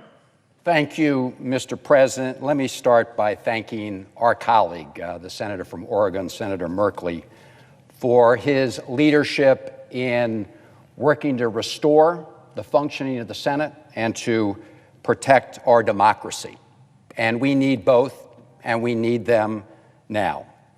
Mr. President, it was just 12 days ago that we marked the one-year anniversary of the January 6th attack on this Capitol and on our democracy itself. It was a violent attempt to stop Congress from certifying the presidential election of Joe Biden and to overturn the decision of the American people. And it was inspired and instigated by the former president. And while that assault did not succeed in stopping us from counting the vote that day, the big lie did not die. In fact, the big lie has metastasized, it has spread, and its poison is seeping across the country. It is now taking the form of Republican-controlled state legislatures enacting laws that erect new barriers to the ballot box. And let's be clear, they are erecting barriers specifically designed to make it harder for people of color and younger voters to cast their ballots. As we saw in a federal circuit court case a number of years ago with respect to North Carolina, the court found that the state legislature had targeted African-American voters with surgical precision. Dr. King observed that voting is, quote, the foundation stone for political action. And he also observed that when the right to vote is impeded, a tragic betrayal of the highest mandates of our democratic tradition are betrayed. And what we see happening in state legislatures are not just efforts to put up barriers to the ballot box. They're also passing laws to authorize partisan operatives to interfere in the counting of the votes, and even to overturn the result after the count. So laws to interfere with the casting of the votes and laws to interfere with the counting of the votes. That's what's happening right now and 19 legislatures around the country have already enacted these kinds of laws. So, Mr. President, yes, our democracy was under attack right here on January 6th of last year. But 1 year later, the evidence is clear. The big lie is alive, and our democracy is still under attack. It's under attack by those seeking to implement the big lie in state legislatures. It's just the venue that has changed. When we reconvened here after the attacks of January 6th, I said on this floor that what we witnessed is what happens when we don't stand up together as Democrats and Republicans to confront the big lie. Now, over a year later, we have another chance to stand up together. To meet this moment and to protect our democracy, we need to take action here and now. That's what the Freedom to Vote Act does. It establishes minimum standards to ensure equal access to the ballot box across the country. It guards against partisan election meddling. It ends gerrymandering nationwide, and it ends secret money in elections. And it contains the John R. Lewis Voting Rights Advancement Act to restore the protections guaranteed in the Voting Rights Act of 1965. That's what it does. And, Mr. President, we are well within our rights as federal lawmakers to write and pass these bills. The relevant portion of Article 1, Section 4, Clause 1 of the Constitution, I have that here, clearly states the times, places, and manner of holding elections for senators and representatives shall be prescribed in each state by the legislature thereof, but the Congress may at any time by law make or alter such regulations. The Constitution specifically empowers us to pass these laws to protect voting. So enough of the specious argument I've heard so many times here on the Senate floor that these bills somehow represent an unconstitutional power grab. Far from it, the framers expressly empower the Congress to protect federal elections. Now, all 50 members of the Democratic majority, the Democratic caucus, support these bills to protect our democracy. I'm disappointed that as of this moment, not one member of the Senate Republican caucus plans to join us. In fact, we know that there are 16 Republican senators here today who voted in 2006 to reauthorize the Voting Rights Act. Today, not a single Republican senator will stand up and support these bills. Mr. President, that's a very sad and bad sign of this moment in our history. I accept that each and every senator has the right to cast their vote on bills however they choose. That's the way democracy works. But what is happening now is very different.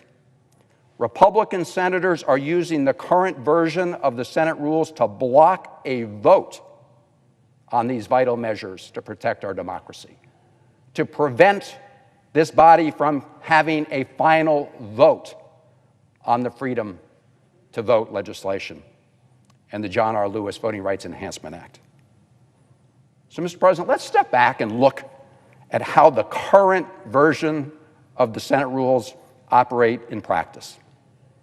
And I say current rules because the Senate rules have evolved over time, as our colleague from Oregon has mentioned.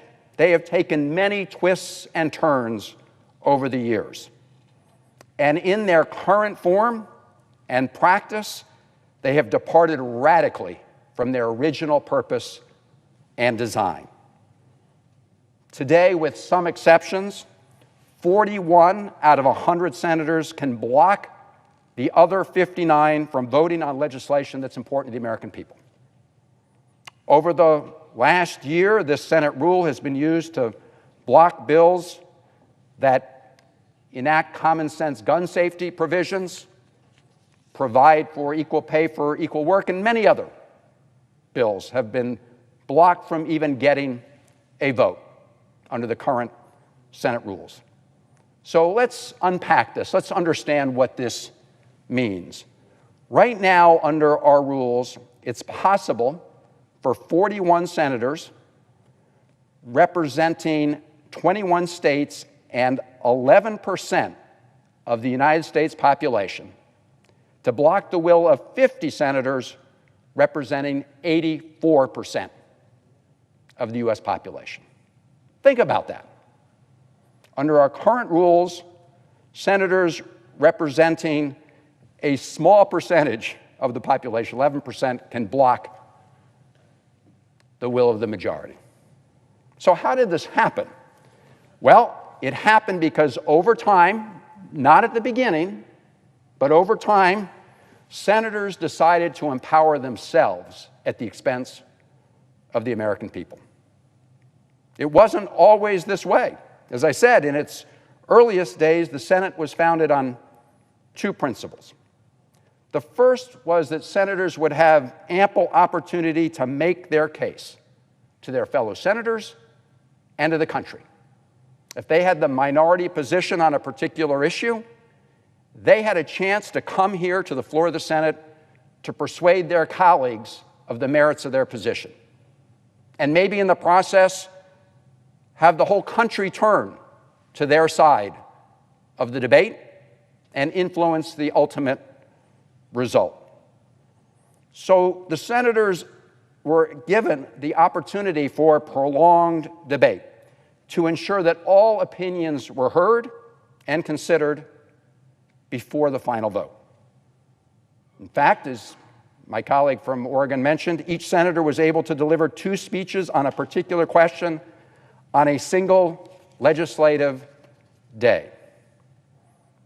But after all the views were heard, after prolonged debate was ended, the Senate would move to a majority vote. That is how the Senate earned its reputation as the world's greatest deliberative body. Nothing could be further from the truth, that truth today. We have very little debate on the Senate floor today, real debate where senators engage on the big questions of the day. In fact, the minority of senators who oppose legislation pending before the Senate can block it without even coming to the Senate floor to debate. They don't even have to come here to make their case to their fellow senators or the American people. Don't even have to show up to debate. We're talking about a Senate rule that was designed to encourage debate, and yet we have it operating today where nobody has to even show up on this floor to make their position known. And it's not that senators don't even have to show up to debate. They don't even have to show up for the debate, for the vote to cut off debate. Under our current rules, we could have a vote right here in the Senate of 59 to nothing in favor of moving forward on legislation, and the 41 senators who didn't even show up would carry the day. They would block the 59 from expressing the will of the American people. How crazy is that? That's what the current Senate rules provide. Mr. President, that is not what the founders of our republic envisioned. In fact, the current version and application of the Senate's rules amount to a total perversion of the constitutional framework. These rules pervert the intent of our framers, and they undermine the democratic architecture of our republic.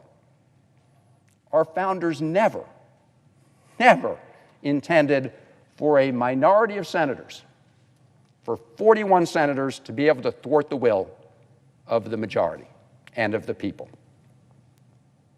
In Federalist 22, Alexander Hamilton asserted that the fundamental maxim of Republican government was, quote, the sense of the majority should prevail.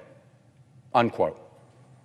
And even more clearly right on point was James Madison in Federalist 58, where he directly warned against requiring more than a majority for a decision in the legislature,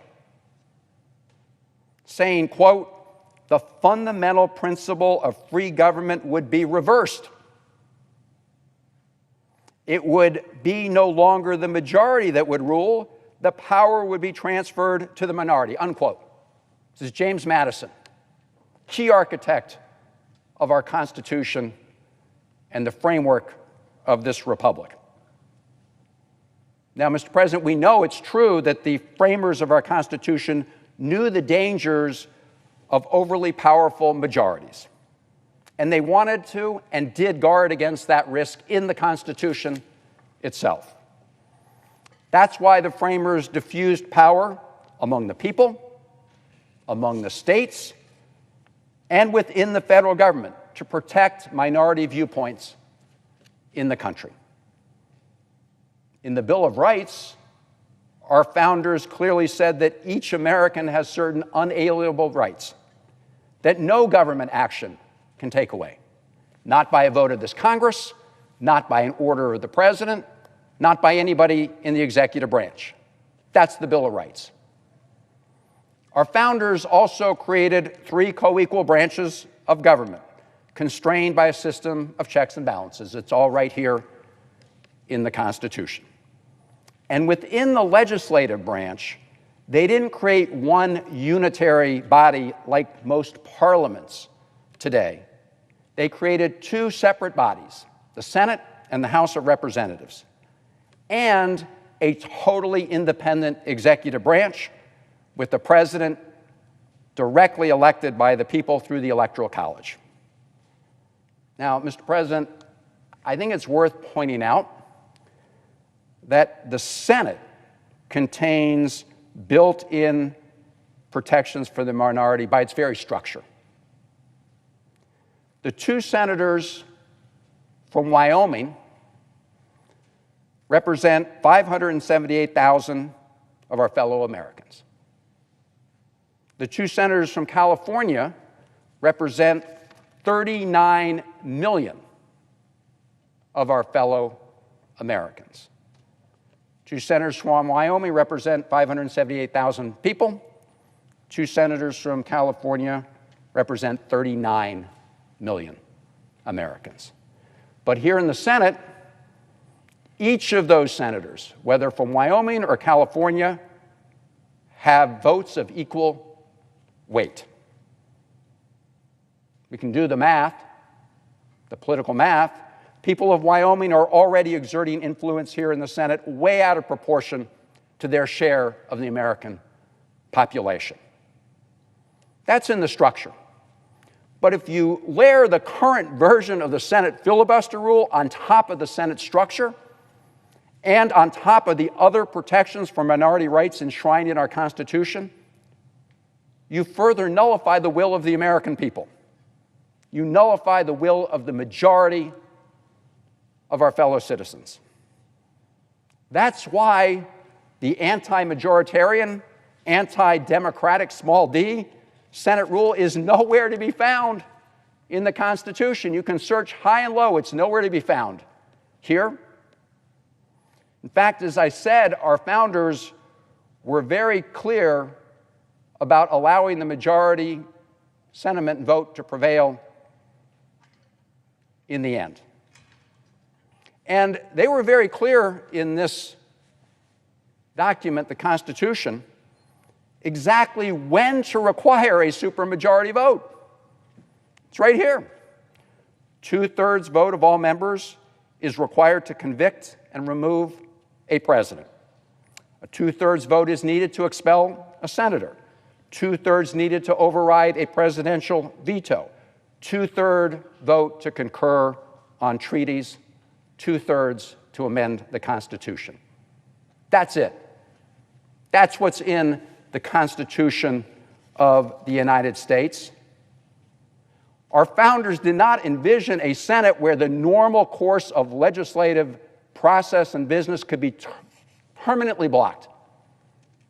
by a minority of senators. There's nothing in here about needing 60 out of 100 votes to pass legislation like the Freedom to Vote Act. There's nothing in our Constitution about a Senate where 41 out of 100 senators can routinely block the will of the majority and subvert the will of the American people. James Madison expressly warned against requiring supermajorities for legislation. Yes, for treaties.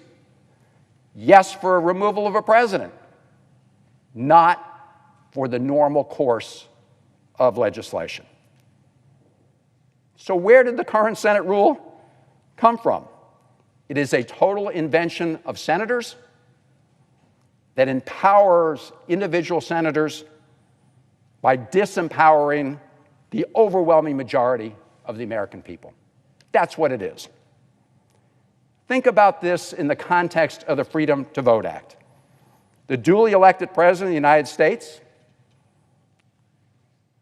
won over 80 million votes, won the Electoral College, is in favor of it. A majority of the House of Representatives, representing the majority of the American people, is in favor of it.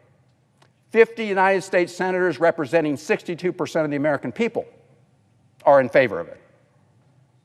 But the bill is being blocked by a minority of senators representing a minority of the American people. And think about this, Mr. President. State legislatures around the country, as we gather here, are passing laws to erect barriers to voting by a majority vote. The laws they are passing impact every citizen in this country because they impact the outcome of federal elections. When state legislatures in Georgia pass laws to disenfranchise voters in federal elections, they are disenfranchising voters in all of the other 49 states who have a stake in the outcome of federal elections. But the current version of the Senate rules prevent the United States Senate from casting a majority vote to protect voting for every American, even though the Constitution expressly empowers us to do that, to regulate federal elections. So, Mr. President, what arguments do proponents of the current filibuster rule present to justify this self-anointed power to thwart the majority will of the American people? One claim is that it promotes bipartisanship. Look, I know, Mr. President, I know the senator from Virginia who has joined us, I know the senator from Oregon. All of us prefer to find common ground to meet the challenges of the day when we can. I am proud to be the author of many bipartisan measures and to sponsor many others and to vote for many of those measures. But let's not kid ourselves here in the United States Senate about the ability of the 60 vote requirement to promote bipartisanship. The Senate we are living in today is the most polarized ever. The claim that this rule promotes bipartisanship flies in the face of the reality we witness every day. In fact, the filibuster in its current form has become a partisan political weapon. Tim Lau of the Brennan Center notes that while there have been more than 2,000 filibusters since 1917, about half of them have been in just the past 12 years. Think about that. There were more filibusters in President Obama's second term than in all the years between World War I and the end of the Reagan administration combined.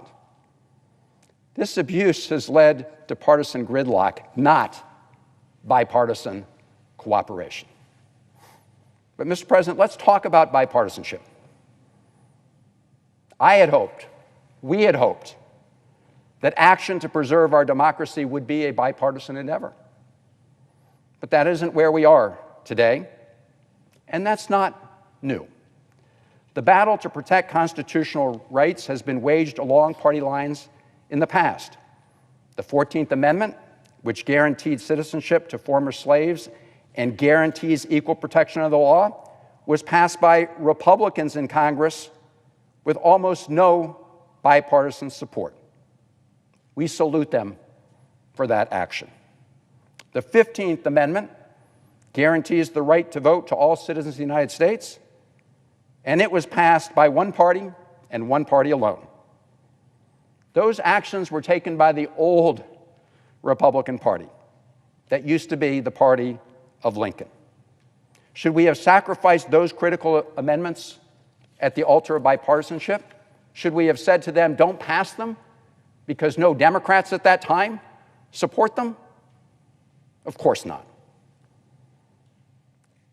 We all strive for bipartisanship, but that goal should not stand in the way of legislative action, especially on issues central to protecting our democracy. Another argument often made, including by many of our Democratic colleagues, in favor of keeping the current version of the Senate rules and the supermajority requirement highlights the risk of giving up the, quote, protection of the filibuster on issues that Democrats hold dear and where Republicans hold a different position. If we eliminate the 60-vote threshold to pass policies that Republicans don't like, won't Republicans be able to use a majority vote to pass policies that Democrats don't like? That's true. That's the nature of democracy. That's what elections are for. Every 2 years for members of the House, every 6 years for the Senate, every 4 years for the president. The American people don't like a law that we've passed. They get to go to the ballot box to render a decision. That is the ultimate accountability in the system. And we should not be erecting artificial rules to protect ourselves from the majority views of the American people. In fact, it's simply arrogant to invent a rule that blocks the will of the American people. It's simply arrogant to say that we senators, not we the people, are the guardians of our democracy. And we're going to come up with this rule that's not in the Constitution to do that. That's what our current Senate rules do. Now, Mr. President, there is one major exception to the 60-vote rule to end the filibuster on legislation. It's called the reconciliation process. I believe that this major exception exposes the absurdity of the current Senate rule itself. Most folks watching this debate may be justifiably confused. They're watching the Senate and they're saying, God, it was about a year ago that the Senate passed the American Rescue Plan with a majority vote. It was a vote of 50 to 49. It was a major piece of legislation responding to the pandemic emergency. Not a single Republican senator voted for it, but it passed. During the Trump administration, Senate Republicans passed a major tax giveaway to the rich by a vote of 51 to 48. Not a single Democrat voted for it. Those laws contain major policy changes, but they could not be blocked by a vote of a minority of 41 senators. Why is that? It's because in 1974, the Senate carved out a major exception to the supermajority filibuster rule for legislation connected to the annual budget process. That carve-out, that procedure, allowed for the passage of the Trump tax law, for the American Rescue Plan, and earlier for the Affordable Care Act. So, colleagues, here we are maintaining this carve-out to the filibuster rule that allows Donald Trump and Senate Republicans to pass big tax cuts by a majority party line vote. You can't block it with a vote of 41. It allows us to pass important things like the American Rescue Plan using the same procedure, but our rules don't allow us to pass bills to protect our democracy. That's absurd. Anyone paying close attention to the rules would see how absurd that is in a great democracy. And it needs to change, and it needs to change now. Each day that we maintain the current undemocratic Senate rules that allows 41 senators to block the will of the majority, we allow state legislatures to continue their assault on democracy. And we prevent our own democracy from working the way it was intended. Mr. President, the American people sent us here to get things done, to move the country forward, and the overwhelming majority of them are crying out for us to protect the future of our democracy. That's why we must amend the undemocratic rule that empowers 41 of 100 senators to disempower the majority of the people in our country. And I support the proposals put forward by our colleague from Oregon, Senator Merkley, that takes us back to the original design and intent of the first Senate and the framers. Debate. Everyone gets a chance to make their point. Convince your colleagues, convince the American people. But as James Madison said, at the end of the day, a great democracy must have a majority rule subject to the conditions already applied and set out in our Constitution. So I urge my colleagues to join us in restoring the Senate to its original purpose and then to pass the Freedom to Vote Act, including the John R. Lewis Voting Rights Advancement Act, to protect our democracy. Mr. President, I yield the floor.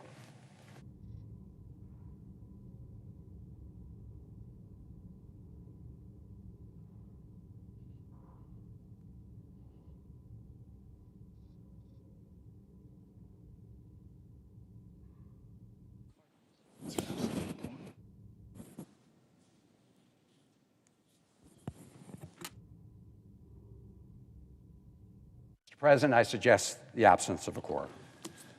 The clerk will call the roll. Ms. Baldwin.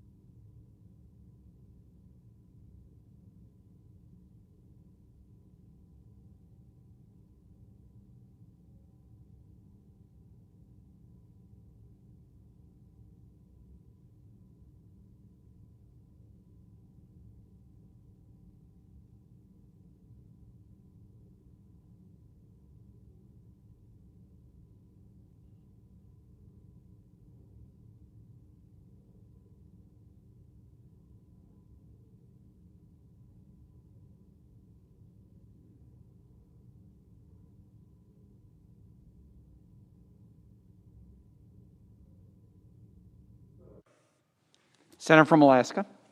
Mr. President, I gave a long speech.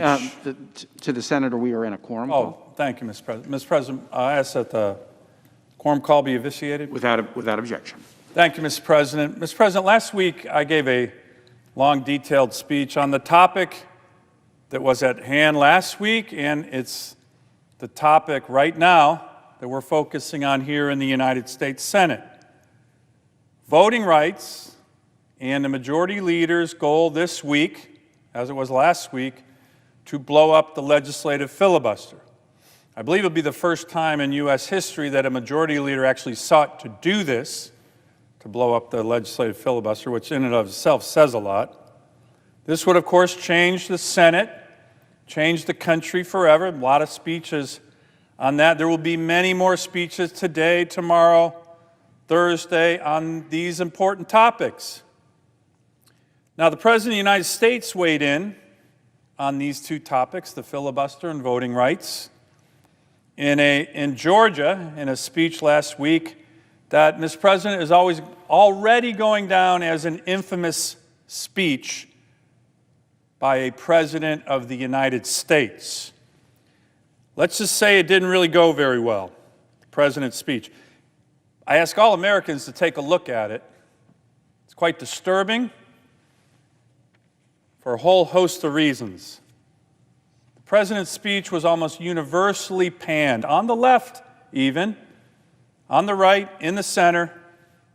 I have not seen one U.S. senator come down on the floor this week to defend it. It'll be interesting as we debate these issues, if anyone does, but I doubt there will be. And there are many reasons for this. As a speech by a president, it was remarkably divisive. In essence, calling every senator, Democrat or Republican, who doesn't agree with him a racist and a traitor. Read the speech. It was historically absurd, invoking the sacrifices of the Civil War and heroes like Abraham Lincoln and villains like Jefferson Davis to present-day circumstances. It was profoundly unpresidential, as Senator McConnell stated, rhetoric completely unbecoming of a president of the United States, and as an attempt to get senators, especially Democrat senators, to vote the way in which President Biden wants them to vote. It appears to have been a monumental failure. Now, I wonder why, Mr. President. Well, of course, here's why. Calling someone a racist and traitor is not the normal logical route to try to persuade one to come over to your side. And neither, Mr. President, is claiming that Republican senators and Republican legislators in states and Republican state voting laws are so-called Jim Crow 2.0. When your very own state's laws, in terms of voting, are some of the most restrictive in the country. This is a narrative I hope our friends in the media will keep an eye on during the debates this week. What am I talking about, Mr. President? Well, first and foremost, I'm talking about Majority Leader Schumer and Joe Biden and their states, New York and Delaware, which have some of the most restrictive voting laws in America. Let me repeat that. Some of the most restrictive voting laws in America come from the majority leader state and the President of the United States state. And yet, listen to their rhetoric. Listen to their rhetoric. Republicans in Republican states are, quote, Jim Crow 2.0. Mr. President, I was on the floor last week talking in particular detail about my state's laws. And we're all different states here, but I know my state's laws. I know them well as it relates to voting rights. And here's one thing I said last week. in some of the most critical issues in terms of voting rights legislation: early in-person voting, automatic voter registration, and this chart here, no excuse absentee voting. The Republican state of Alaska, the great state of Alaska, has voting laws that are significantly more expansive than the laws of New York, than the laws of Delaware, than the laws of Connecticut, than the laws of Massachusetts, and the laws of New Hampshire. It is a long list, Mr. President, a long list. And you can see why senators like me, my constituents in particular, find it more than just a little bit annoying when you have these smug arguments of Republican states being Jim Crow 2.0. Let me give you another particular one as it relates to New York, the majority leader's home state. My state has no excuse absentee voting. We've had that for many, many years. Many years. Now, the state of New York just had a statewide referendum to have same-day voter registration and no excuse absentee voting to meet the high standards that we have in Alaska. Now, the people in New York recently rejected that. I don't know why. I'm not from New York. I'm sure they had what they thought were good reasons to do that. But if the majority leader keeps coming down calling Republican states that restrict voting Jim Crow 2.0, is he going to go to Times Square and call his own constituents Jim Crow 2.0 relative to my great state?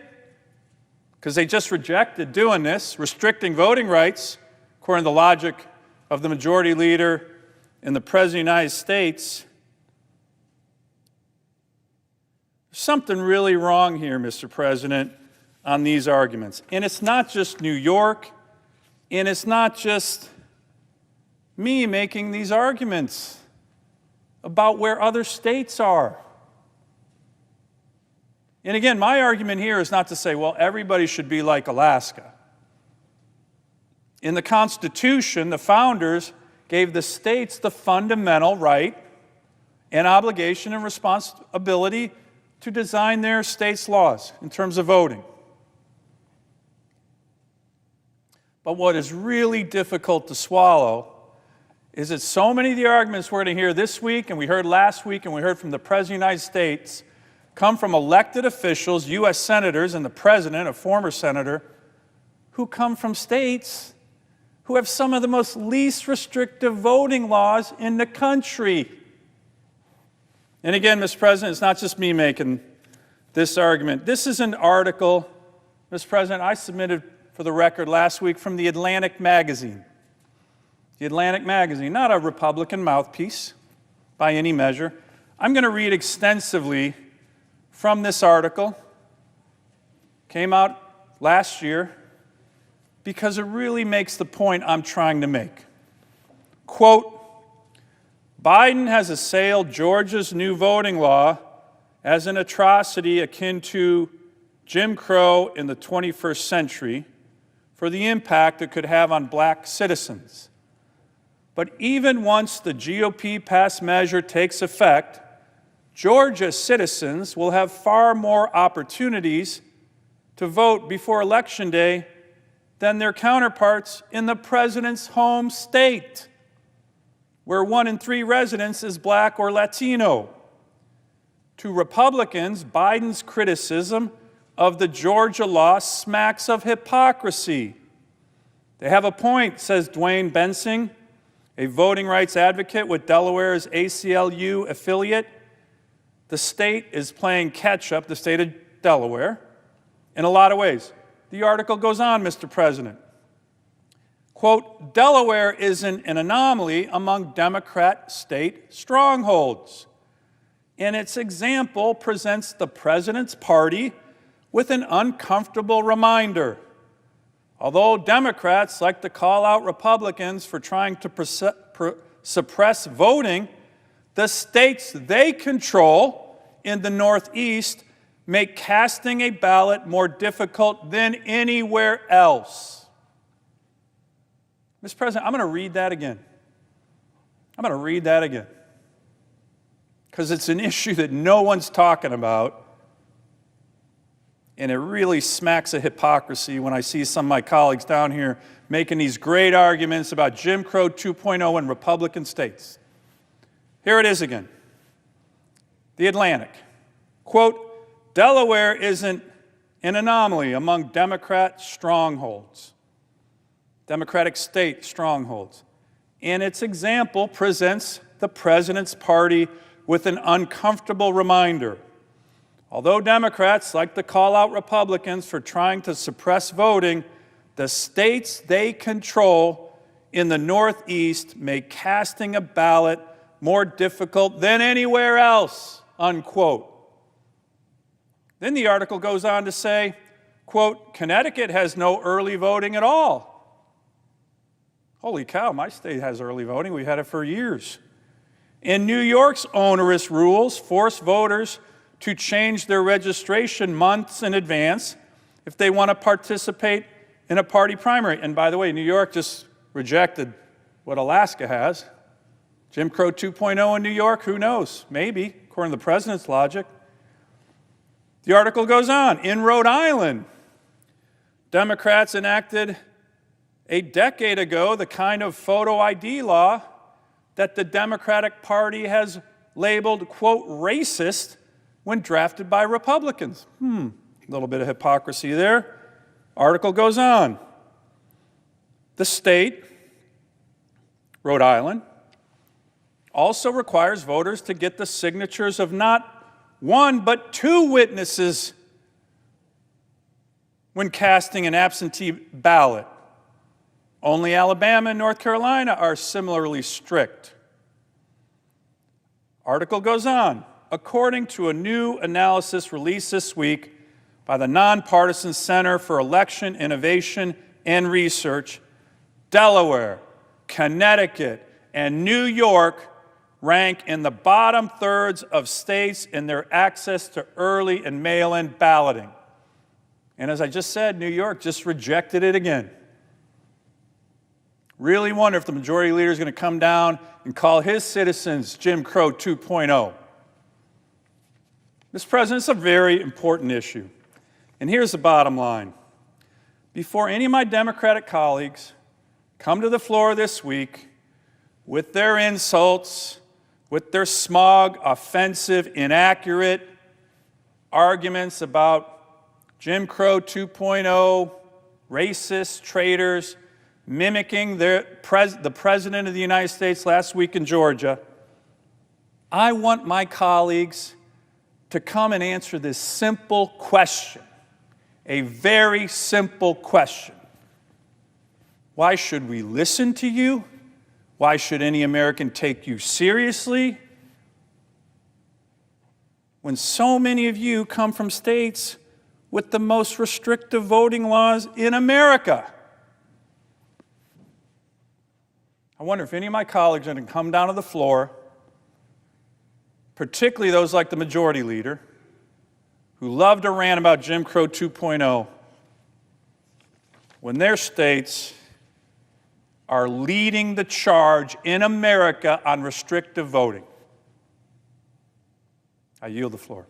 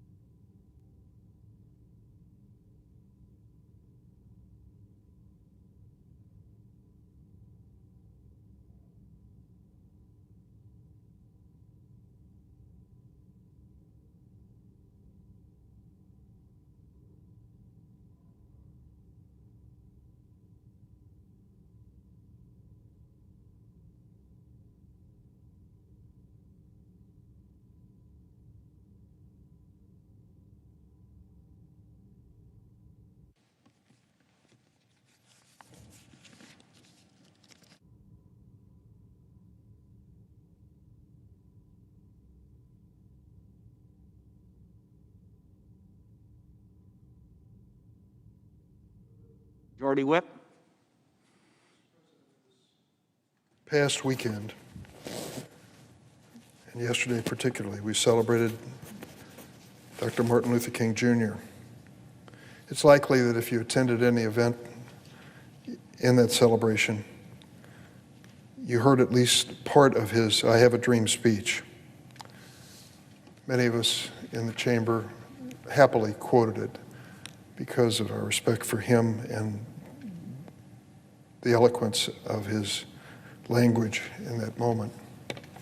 We like to remember the hopeful second half of that speech as well, because Dr. King imagines a future in which black children and white children play together, and all people are judged, as he so famously said, not by the color of our skin, but by the content of our character. However, many often forget or worse ignore the first half of the speech, in which Dr. King noted the painful irony that 100 years after President Lincoln signed the Emancipation Proclamation, the quote, promissory note of our Constitution and Declaration of Independence for Black Americans, he said simply, it's become a bad check, which has come back marked insufficient funds. An earlier generation of Republicans and Democratic senators had the courage and the conscience to face and begin to change that shameful act. It was here on the floor of this chamber in 1965 that the United States Senate voted 77-19 to pass the Voting Rights Act, outlawing state practices that denied millions of Americans, particularly black Americans, the right to vote. It is worth noting that it was a strong bipartisan vote, and that percentage-wise, a greater number of Republicans than Democrats voted in support of it. The white Democrats from the South were notorious at that time for opposing it and opposing the civil rights movement. Well, over the next nearly 50 years, the Voting Rights Act was reauthorized 5 times, and that bipartisanship continued during the entire period. Each new version of the Voting Rights Act renewed the promise and the protections of that law, and each reauthorization was signed into law by a Republican president. Sadly, in more recent years, things have changed in an awful way. We have witnessed a sustained effort to chip away the protections guaranteed to every American under the Voting Rights Act of 1965. Mr. President, I grew up in East St. Louis, Illinois, and a trip to St. Louis was a big deal. And I can remember my mother, who was an immigrant to this country, had only an 8th grade education, though she had self-taught herself into a much higher level of learning. But I can remember my mother always pointing out the St. Louis courthouse to me. If you're familiar with the terrain, the arch wasn't there when I was growing up, but where that arch is today, just behind it, is this famous St. Louis courthouse. And we'd be driving over the Eads Bridge, and she'd say to me, now you see that St. Louis courthouse up there? That big white building, you see it? And you see all those steps that you can see from here? Yes? They used to sell slaves on those steps. I found it incredible that my mom would say that. She was not a historian, or as I mentioned, formally educated, but she knew that, and she knew that was the significance of that building. It was also the courthouse where the Dred Scott decision was argued. I say that because the Dred Scott decision, that infamous decision handed down in 1857, may have been the tipping point when it came to our Civil War. A decision by that court, now viewed as nothing short of outrageous, basically ruled that enslaved people, regardless of where they lived in the United States, could never be treated as American citizens and had no right to sue in the federal courts of America. Despite state decisions to have free states and slave states, despite the Missouri Compromise, the Supreme Court in the Dred Scott decision basically came down clearly on the side of enslavement and said that for example, the Missouri court doctrine of once free, always free did not help Harriet and Dred Scott, who had had the good fortune to live in free states as part of their lives. That decision by the Supreme Court was a seminal decision in the history of our country. It's often noted the role that it played in events that transpired afterwards. I think of that decision when I think of what has happened in recent years in the Supreme Court. 9 years ago, in 2013, the Supreme Court issued its decision in Shelby County versus Holder. That Supreme Court decision essentially nullified a key provision of the Voting Rights Act, Section 5. Prior to the court's ruling in Shelby County, Section 5 required that localities with a track record of disenfranchising voters of color through tactics like poll taxes and literacy tests would have to seek federal approval for any changes they made to their voting rules. That requirement is known as pre-clearance, and it could have, I believe it would have, prevented many of the restrictive voting provisions being enacted in states like Georgia and Texas today.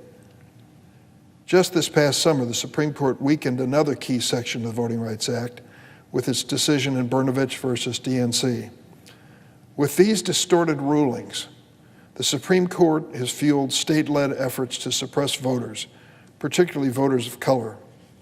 In fact, Supreme Court Justice Elena Kagan wrote in her dissent to Brnovich, quote, "In the last decade, this court has treated no statute worse than the Voting Rights Act of 1965.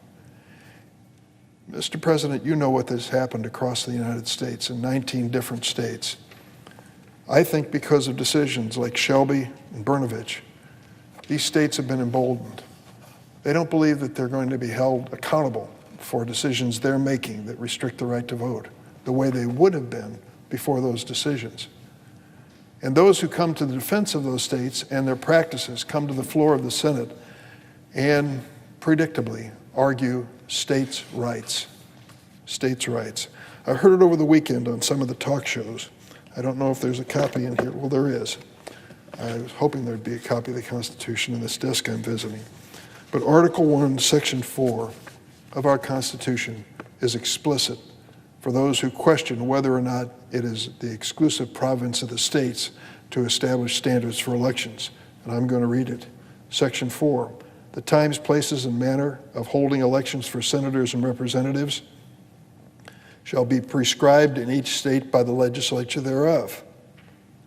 But the Congress may at any time by law make or alter such regulations except as to the places of choosing senators. And of course then the amendments following the Civil War, during and following the Civil War, went even further in terms of voting and the issue of race. It's very clear to me, and you only have to read those simple words, straightforward and direct in the Constitution, to realize that establishing standards for elections is not exclusively within the province of the state. In fact, just the opposite is true. When it comes to federal elections for representatives and senators, authority is given to us, this Senate and the House of Representatives, and of course, through the signature of the President, the law is created that can establish standards and regulations. And yet, members on the other side, members on the side of President Lincoln's political party, the Republican Party, now come to us at this moment in history and argue nullification and states' rights. What a cruel twist of fate that Mr. Lincoln's party, which took such pride in the progress that was made after that deadly Civil War in establishing civil rights, is now defending, almost to a person, the activities of 19 different states that restrict voting rights. Today, our democracy needs the Voting Rights Act of 1965 restored to its full power and potential. In the past year alone, Republican legislators in 19 states have enacted laws making it harder for Americans to vote. In total, more than 440 bills with voting restrictions have been introduced in 49 states, and more are on the way as the 2022 state legislative session gets underway. These efforts represent the most coordinated assault on voting rights since the Voting Rights Act was first passed under President Lyndon Johnson.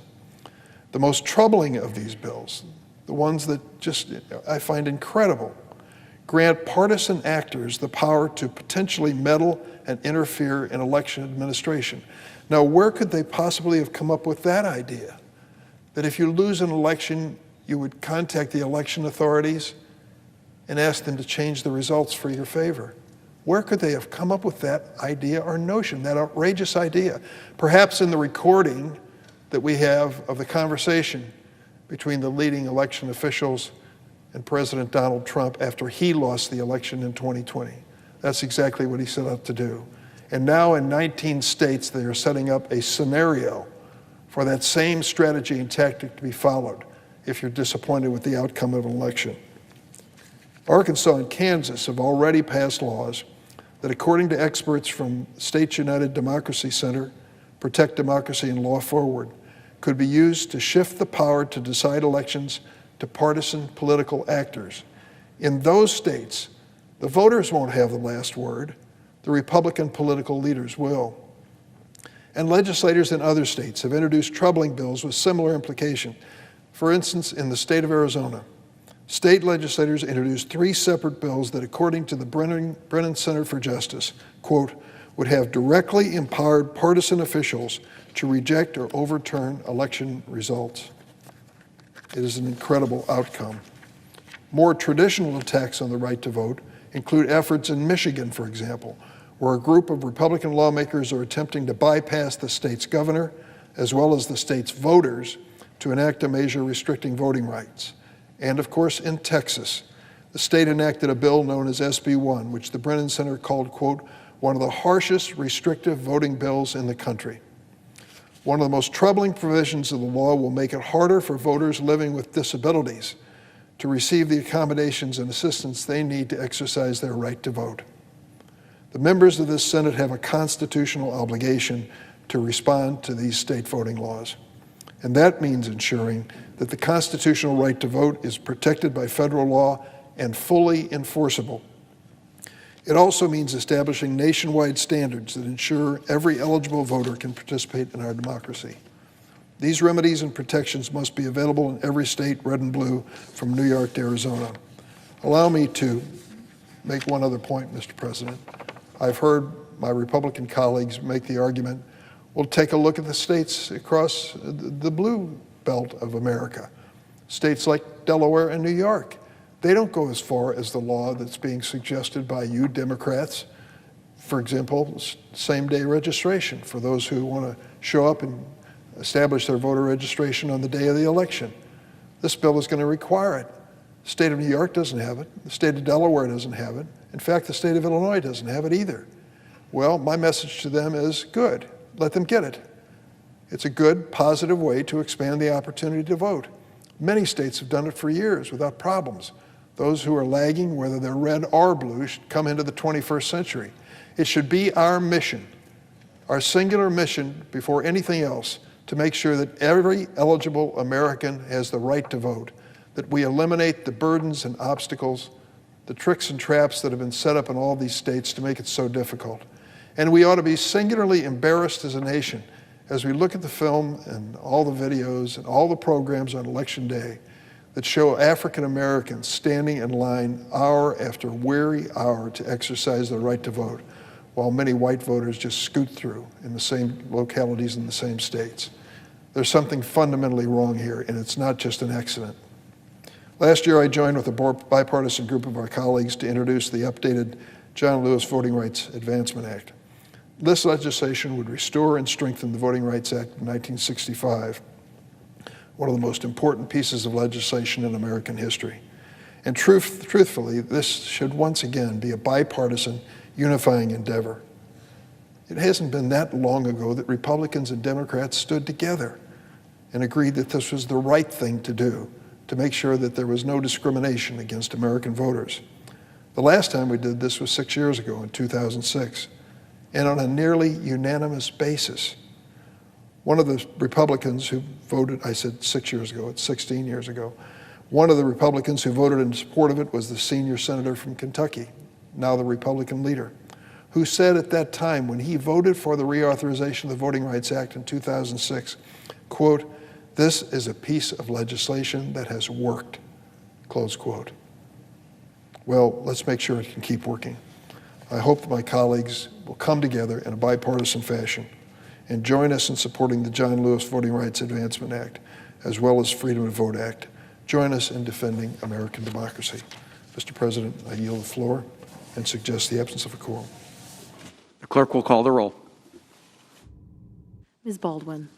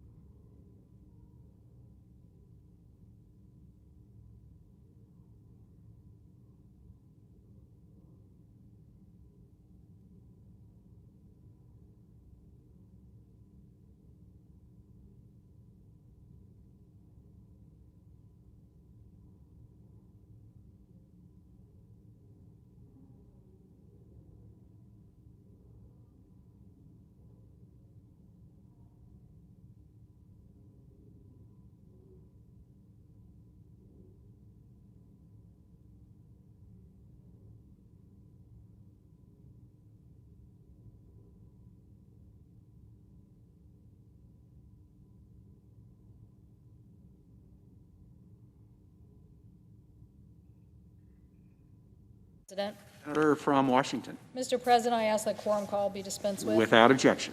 Thank you, Mr. President. I was out here a little while ago talking about why it's so important for us to move forward and vote on the John Lewis Voting Rights Act and to uphold the voting rights of American citizens, something I feel very strongly about. I've had the good fortune to be in the United States Senate since the year 2000, and I got here, I should say the election was in 2000, took the oath of office in 2001. I got here in an election that was decided by 2,229 votes. It took 3 weeks to decide the election. It took recounts, it took verification by counties, and yes, the vote by mail system, which was pretty much the majority of votes at that point in time. Not everybody voted that way, but a big portion of votes at that time was a system that was starting to flourish in our state.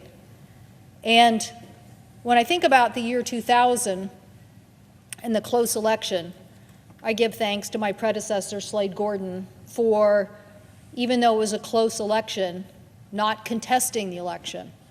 If people remember, that was the same year that there was such a close election that people considered what was the outcome in Florida.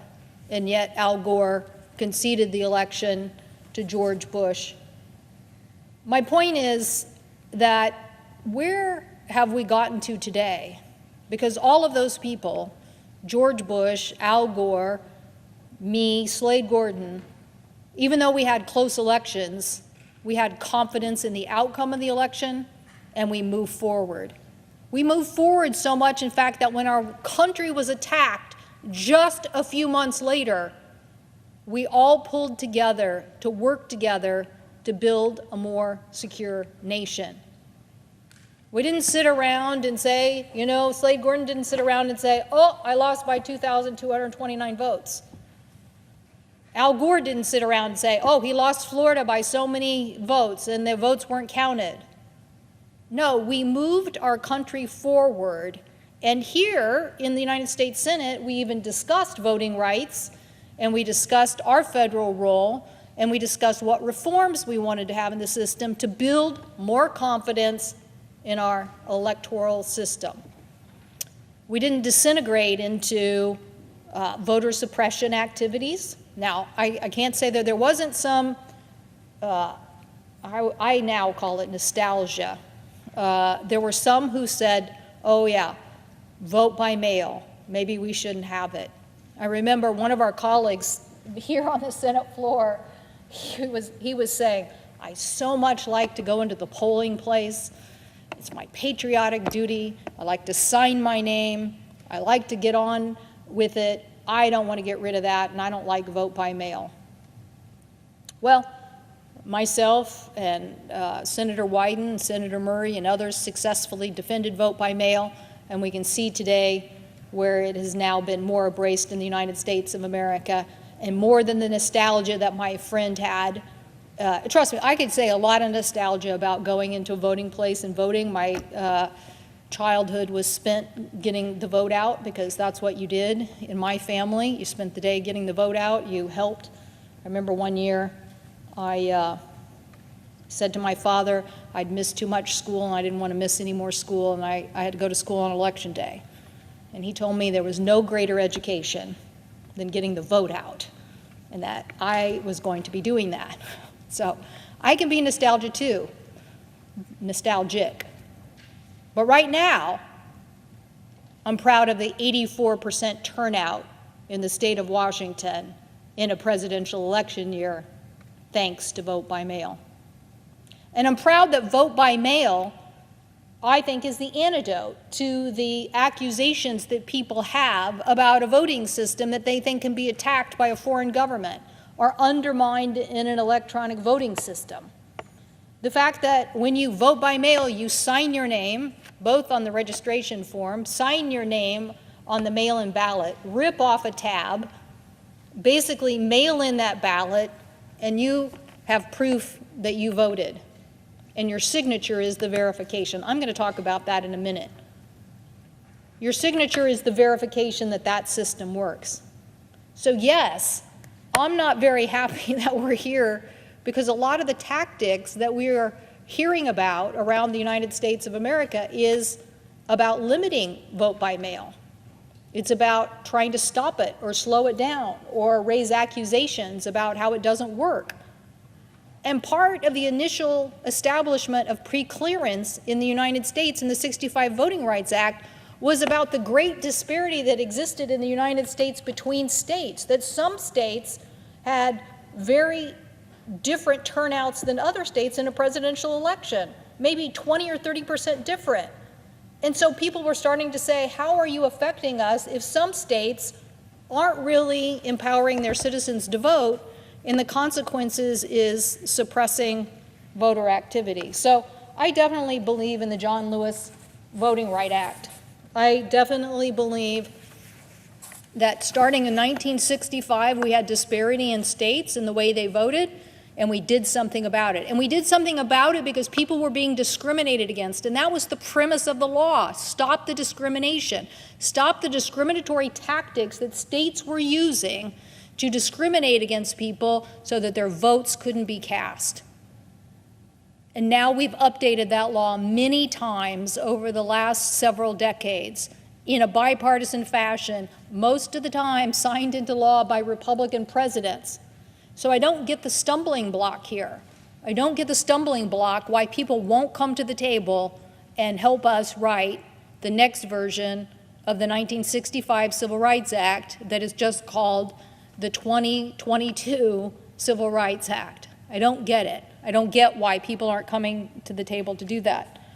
But I know this, that one of the big lies out there, and the Republicans, I see my colleague was here from Alaska, and I do feel a great affinity.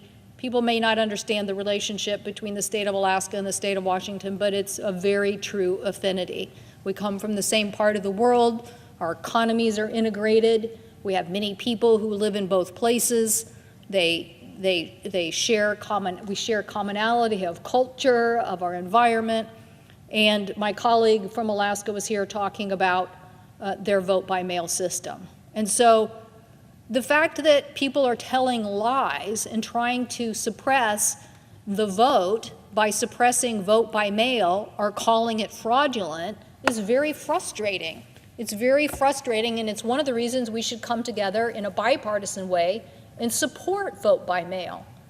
We should be empowering people, particularly in a pandemic, to cast a vote so that we know their vote is counted, so we can have confidence that we had an election and that the people spoke. But here we have Newt Gingrich, who has said numerous times now, the biggest way to expand voter fraud is to expand vote by mail. Now, he said that on Fox News. He said it's been quoted in the paper. He's not said it once. He said it several times. Or maybe they just keep doing the same clip over and over again. And then his next line, which I didn't put on a chart, is, and the Democrats want universal access to vote by mail. Well, not sure what's wrong with vote by mail. We're going to talk about that because I'm not sure what's wrong with vote by mail. Like, seriously, I've seen it over the 20 years I've been in office, expanded in our state and in Oregon, and now used as the majority of the way that people vote. And so I don't take kindly to his comments or to the former president's comments that somehow this is a fraudulent system. It's not. First of all, I've got a lot of charts here, Madam President, so you'll have to excuse us. First of all,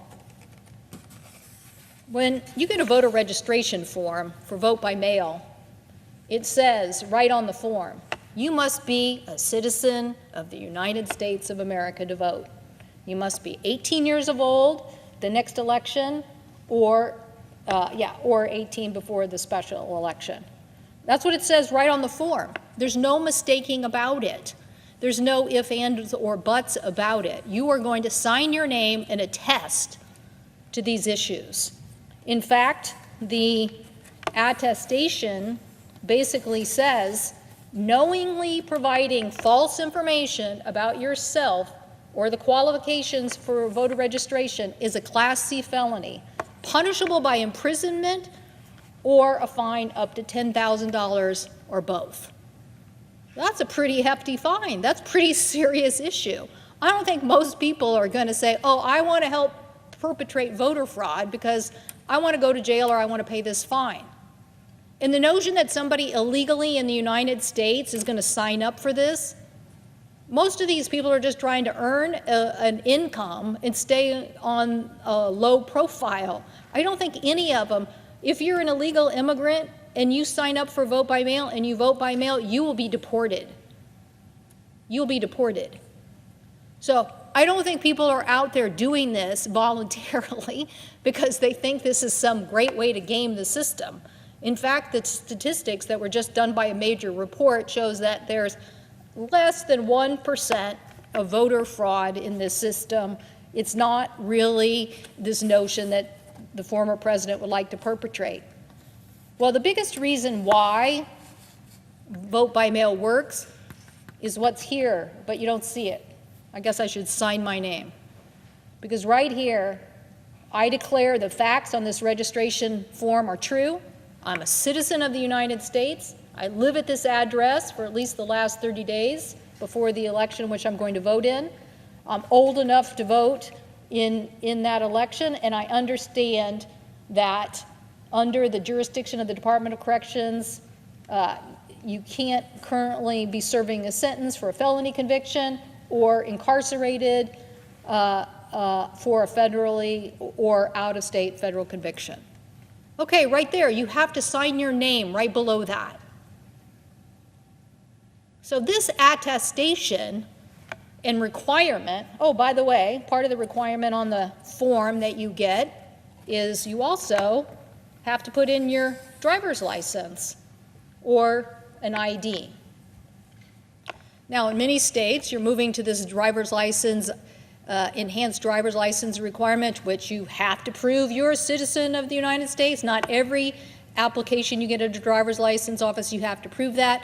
But this is the information on your voter registration card that you have to prove that you're attesting to the fact that you are a citizen of the United States. It is information that can be searched. So now we come to the actual ballot.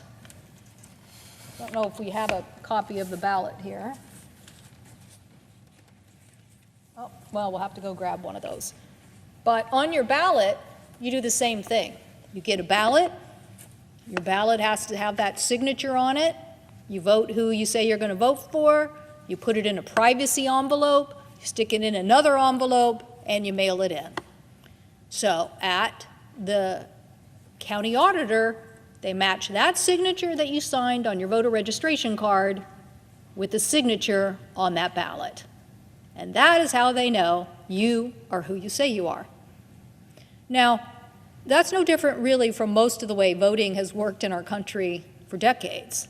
When you go into the polling place, they ask you for your name. You go to a book. If you've noticed, your name and address were there in a blank space, and they say, sign your name. Most Americans probably never noticed at the top of that page was also an attestation that said, if you're lying about who you are, yeah, you're going to pay a fine and you're going to jail. So when you went to a polling place and you signed your signature, they went back and saw if it was the signature that you had on your registration card. So vote by mail is replicating that same system. An application card matched to a signature on your ballot. And that is what happened. Now, that is not to say there isn't attempts at fraud. Not to say that there isn't attempts at monkey business, because there is.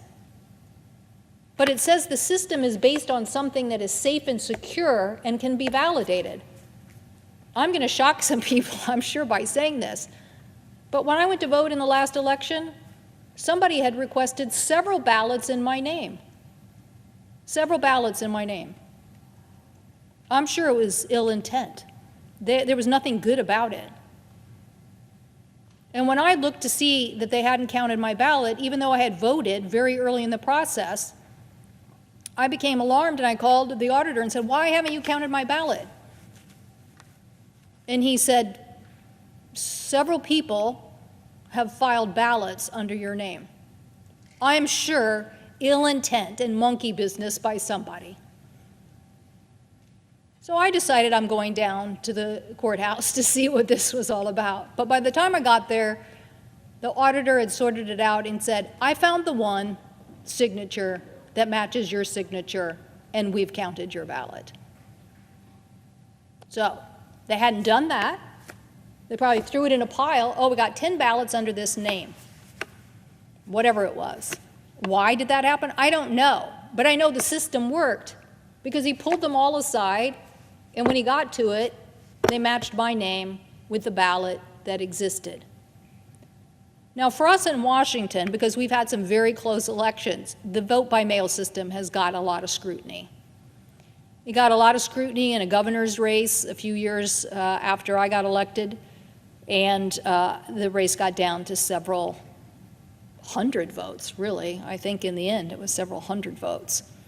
And, we had people admitting that they had voted for dead spouses. We had all sorts of things at the end when people knew that the level of scrutiny. Most elections aren't that close. But when you're down to hundreds of votes and you know that there's going to be scrutiny, the system works. It doesn't mean there won't be a mistake somewhere and that you won't have to redo the count and find it. It doesn't mean that there's absolutely 0.000 fraud. It means that it's a system based on a safe and secure measure and that you can go back and check it. Now, I love our vote-by-mail system, and the voters are proving at 84% turnout in the last presidential election, and sometimes in off-year elections, we can get as high as a 70% turnout. So it's working in off-year elections. Who is not for empowerment and enfranchisement of people? Well, apparently Newt Gingrich isn't, because he thinks it's a mastermind theory or some scenario where he thinks we're going to try to take over the world, when in reality, I would just say it's the next phase of voting, particularly in an era of pandemic, and that we need to have our elections be more secure.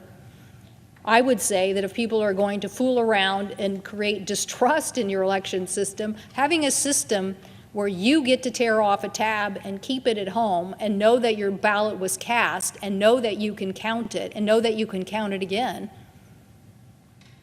In my election, when I won by 2,229 votes, the tallies weren't the same each time. They weren't. It changed. It didn't mean they were wrong. It just meant that various mistakes were made, they verified their work, and they were corrected. But my predecessor did not undermine the United States democracy by claiming he lost. He didn't go out and try to pass voter suppression laws. He came back here and worked on the 9/11 Commission with all of us and tried to defend our country. But that's not where we are today. We're here with Mr. Trump, President Trump. And, Madam President, you know, on January 6th, I sat outside and listened to the president. I really thought, you know, I'm going to go in and give a speech that night. I had no idea what was going to happen to us. I thought I was just going to speak on the floor that night. I thought that was it. I had no idea that we were going to face an insurrection. So I was taking notes. I thought, I'm going to give this speech. Well, as it turned out, didn't get to give that speech. We had kind of a truncated session that night. We gave a few speeches, a few people talked, but we didn't give a big speech. So I've been waiting to give this speech for a long time. I've been waiting to repudiate what the president said at his rally for a long time. And the reason is because I cannot stand to have our election system, the basis of our democracy, the basis of our country, why we're the gold standard around the world. I'm not sure anybody should go on a Codell anymore to witness an election in another country until we get our election system right here. What are you going to say when you get there? What are you going to say if you're going to go to another country and witness their election? We know how to do it in the United States, because right now we're not proving that.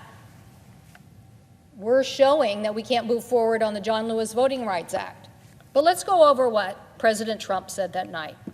Because President Trump claimed that, his first claim, that the Michigan Secretary of State flooded the state with unsolicited mail-in ballots sent to everybody on the rolls in direct violation of state law. That's what he said that's what he said. That's what he said at his rally. That's what he said, go down there, go down there.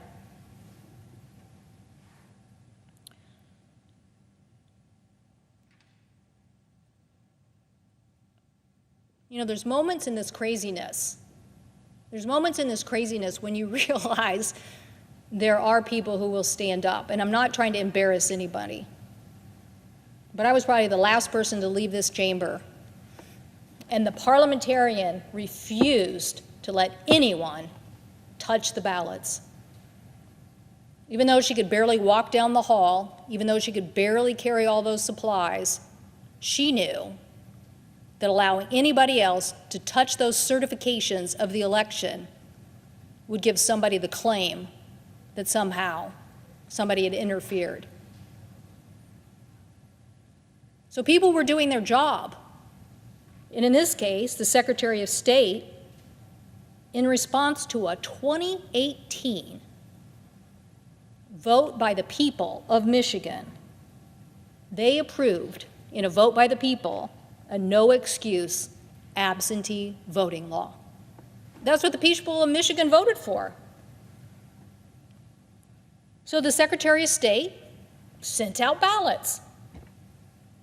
Some people didn't like that. Some people challenged it. And in September of 2020, the Michigan Court of Appeals upheld the decision that the Secretary of State, citing the Constitution and their authority over elections, that they had the authority to mail those ballots. The Supreme Court of Michigan didn't take up that case. They didn't refute it. So it's false. He's trying to say mail-in ballot applications were illegally sent. It's not true. The people voted for it. The Secretary of State did her job. The courts upheld it. He tried to say 17,000 ballots were cast by deceased voters. Okay, I mean, to say nothing of the fact that there are probably a lot of people with the name of John Brown in Michigan. Like, there's lots of people by the same name. But there is a system that uses the Social Security Administration to flag death of deceased voters. And ballots in this case who have died are not counted in the Michigan election. In the state of Washington, if you cast a ballot and you mailed it and you died 2 days later and the election's not till the next week, your vote counts. Now, you can't mail it, your spouse can't mail it after you die and say, my wife intended to vote for so-and-so. No, no, no. But once you vote, once you fill the ballot out, and you put it in the mailbox or a ballot box, your vote is good, even if you die the next day. That's our state. In Michigan, no. So they did not do this. They did not have this claim that the president had. And then he claimed the turnout in Wayne County was 137% of registered voters, or 139%, somewhere in there. Also not true. In Wayne County, it was 61% of the vote of more than 1.4 million registered voters. So all that he said about Michigan that night was false. It was false. And the courts upheld it. And it was just a big lie. Let's go to the president's state. Let's go to Wisconsin. Trump claimed 170,000 absentee ballots were counted without a valid absentee ballot application. Now, the president knows that your state is infamous, famous, appreciated for same-day voting. And in Milwaukee and Dane counties, a total of 170,000 people did vote absentee ballot in person in the 2020 election. They filled out an absentee ballot application, located it on the envelope like I showed, and sent in the ballot. So they know who those people are. They know that they were legitimate voters. They didn't vote without an application. They filled out the application as well. So this, too, is part of the big lie. And then Trump claimed that 100,000 ballots were backdated by U.S. postal workers. That's what he claimed. The U.S. Postal Service Inspector General investigation to the allegations and all of the USPS workers and contractors refuted these allegations. There was no evidence. There was no evidence. There was no evidence that this occurred. And then the famous thing that the other side of the aisle constantly talks about, which I don't understand, ballot harvesting. They think that somehow this is going to lead to ballot harvesting. So Donald Trump claimed that Madison had 19,000 ballots were collected by human drop boxes. I don't even know what a human drop box is. I don't even know what he means by a human drop box or operatives. Well, facing an influx, Madison and the city clerk held a pair of events in which people could go to a park and drop off their absentee ballots at stations set up and staffed by poll workers. What is wrong with us if we're trying to make it harder to vote in America? What is the premise?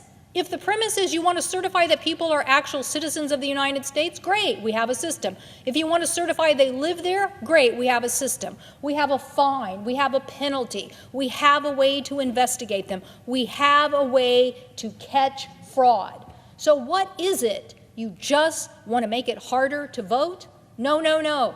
Democracies are about enfranchising the vote. It's a constant effort. The same things we did in 1920 don't apply in 2020. In 2020, it's an information age, and we had a pandemic. What is wrong with making the vote available to people? So the ballot harvesting that he claims did not happen. That's also part of his speech that night. He went on for 45 minutes. He went on for 45 minutes whipping people up to come down here and attack the Capitol based on these lies that weren't true.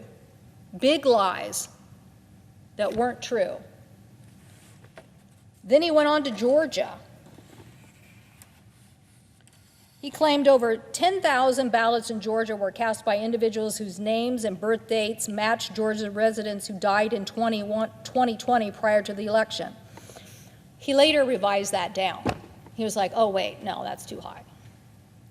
He said it was 5,000. And the State of Election Board in Georgia conducted a comprehensive investigation of deceased voters submitting ballots and found 4 cases. 4 cases. 4 cases. Again, I don't know what Georgia's law is. I don't know if it's like Washington. I don't know if it's like Michigan's. I don't know what it's like, but they found 4 people. So it wasn't 5,000. It wasn't 10,000. Trump claimed that there were 66,000 people that were under the age of 18 who voted. I think this has gotten a lot of attention because I think there's been some public accounting of this in the press. I think the Secretary of State refuted this several times. But in general, the Secretary of State said that there were 0 individuals under the 18 who voted in the election based on a comparison of people who voted in the 2020 election in Georgia to their full birthdays. So that also was refuted. And then Trump claimed, I showed you that attestation on the Washington ballot, the certification that you have to sign, what it says. Can't vote if you're incarcerated or a felon. So Trump claimed that there were 2,500 ballots cast in Georgia by individual names and birth dates that match incarcerated felons in Georgia prison. So there was no mass incarcerated voting of felons. They did investigate and did find 74 potential felons who they think could have cast a ballot. And guess what happened? They pulled them, so they weren't counted. That's how the system works. That's how the system works. That's what you're supposed to do. That's why you have the system. So just like the other states, no, those voter claims were false. Okay, let's go to Arizona. Also another claim. He's made a lot of claims since then, but I'm just focusing on the ones mostly from that evening, because that's what sent people down here, and now that's what sent us on where we are with candidates all across America pledging Trump-think to run for office, which is undermining our election system and undermining our democracy. And all I want is our colleagues to work together on the John Lewis Voting Rights Act. That's all I want. Like, this can't be more tumultuous than 1965. Well, I'm not saying that he isn't, the former president isn't stirring up a lot. He is, but I got to believe that we can work together. So he said 36,000 ballots were illegally cast by non-citizens. Madam President, why am I going through this? Because I get a little tired of everybody just saying, oh, the courts decided, he was wrong, the courts decided, he was wrong. No, no, no. People need to have faith in this system. We need to work to build faith in this system. We need to work in a bipartisan fashion to build faith in this system. And we need to stop the discrepancies between states. 2020 turnout in Washington for presidential, 84%. Alaska, 60%. West Virginia, 63%. Georgia, 66%. Wisconsin, 72. I don't know. I think it's probably a little higher. I don't know. Pre-clearance was based on that there was 20% difference in states voting. That 20% difference still exists today. How are we working to protect our democracy and enhance voting rights if we're here trying to suppress those rights through these various state actions?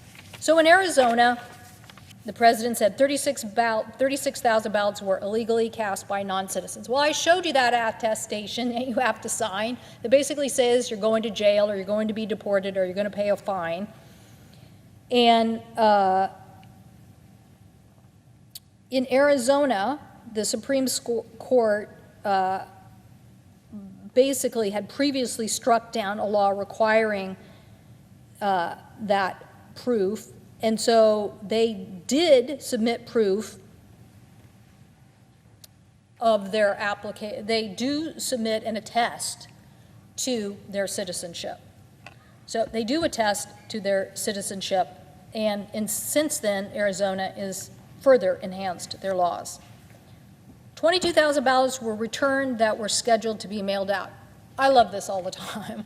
I love this all the time, like this notion that somehow somebody leaked a bunch of ballots as if they all don't have a barcode on them. They all have a barcode on them, that you know where they are, they have a number attached to them.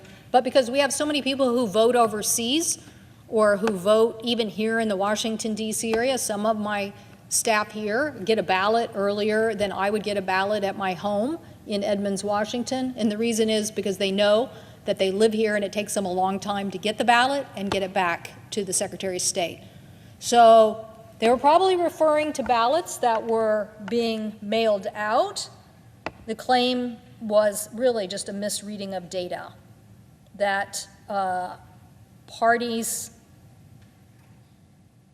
that mailed in the ballot on the first day, that literally could have been overseas ballots before the ballots actually went out because a previous batch of ballots were already sent. There was a claim that there were more than 11,000 ballots cast, the numbers of registered voters in the same state. In the 2020 election, the Secretary of State reported 3.4 million votes were cast out of 4.3 million registered voters for a turnout of 79%. So there weren't more, there might have been at some moment. I mean, one of the things that you see in close elections, particularly in our state, because it takes a long time to count vote by mail, because again, you're doing the verification of signatures, is counties will list how many ballots that they have left. No county ever overestimates how many ballots they have. They don't know because you're still getting them in because of the vote by mail. Nobody says they have more ballots than they do, because then everybody's going to say, where are those ballots? So people underestimate the number of ballots, and the consequence is you have different numbers that come in every day. Doesn't mean there's something wrong with the system. The system, again, based on your signature, on your registration, on your attestation. Again, it's not to say that there won't be less, than a decimal percent of 1% fraud. There will be some things that happen, but it's not pervasive to the system, and there is a way to catch them. There was a way to penalize them. And 150,000 voters were registered in Maricopa County without voter registration deadline after the deadline had passed. And a federal judge basically in that case cited the impact of the COVID-19 pandemic, and there were 20,000 ballots that basically were registered after October 5th. So the court legally extended that deadline because of COVID-19. So the notion that these were all illegal, you may not have liked the court decision. I know the former president doesn't like the court decision, but these are what the courts decided in these cases. These are what voters decided. These are what states decided. He just doesn't like the outcome of this system.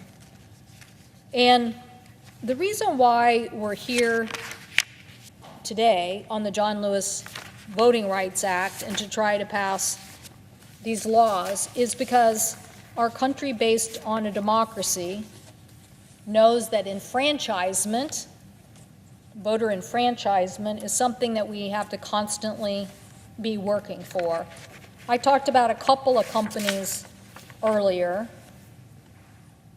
but I'd like to talk about a few more if I could.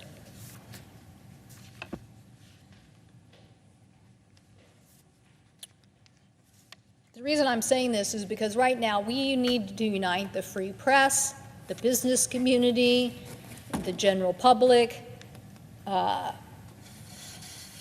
everybody we can, to say, let's get behind free and fair elections, let's get behind the verification of this system, and let's strengthen the democracy we have in the United States of America. But what did Best Buy say? They support the John Lewis Act. They say an election, quote, an election cannot be free or fair if every eligible voter is not given a full chance to vote, or if the law exists that make it harder for them to do so. Michael Dell basically said, quote, Those rights, especially for women, communities of color, have been hard-earned. Government should ensure citizens have their voices heard. HB 6 does the opposite, and we're opposed to it.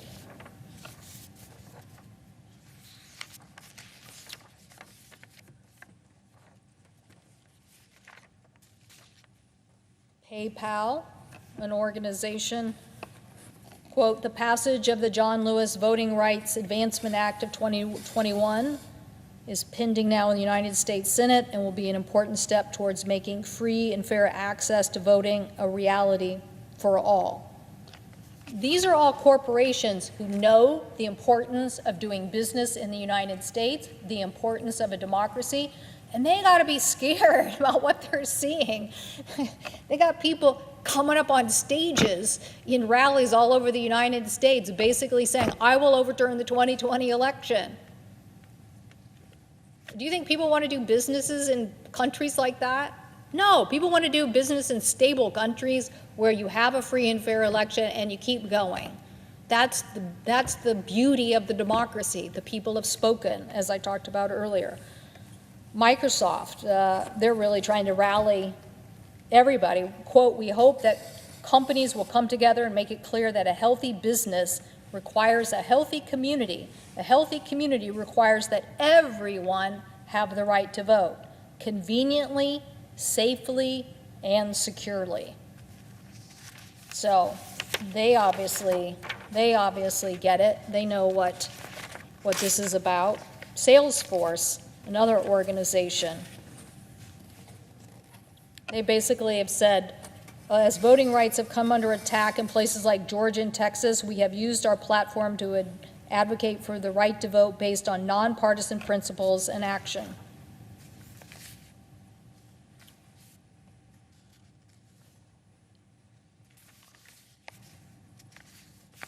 Let's go, the Greater Phoenix GPL leadership.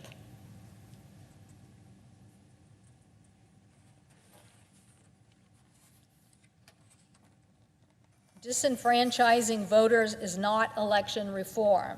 These efforts are misguided and must be defeated. And this was in an op-ed opposing Arizona Senate Bill 1485, 1593, and 1713. And it was signed by 50 Arizona business leaders. The reason I'm saying this is because these businesses right now are leading the charge on efforts to try to stop these voter suppression tactics in states. And they're trying to tell us, hey, you guys do the same thing here, please. You guys please join the effort and do the same thing here, please.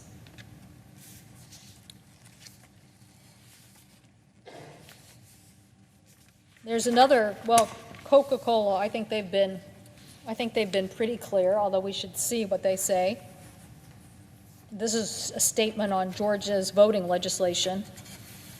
They say, we want to be crystal clear and state unambiguously that we are disappointed in the outcome of Georgia's voting legislation. Our focus is now supporting federal legislation that protects voting access and addresses the voter suppression across the country.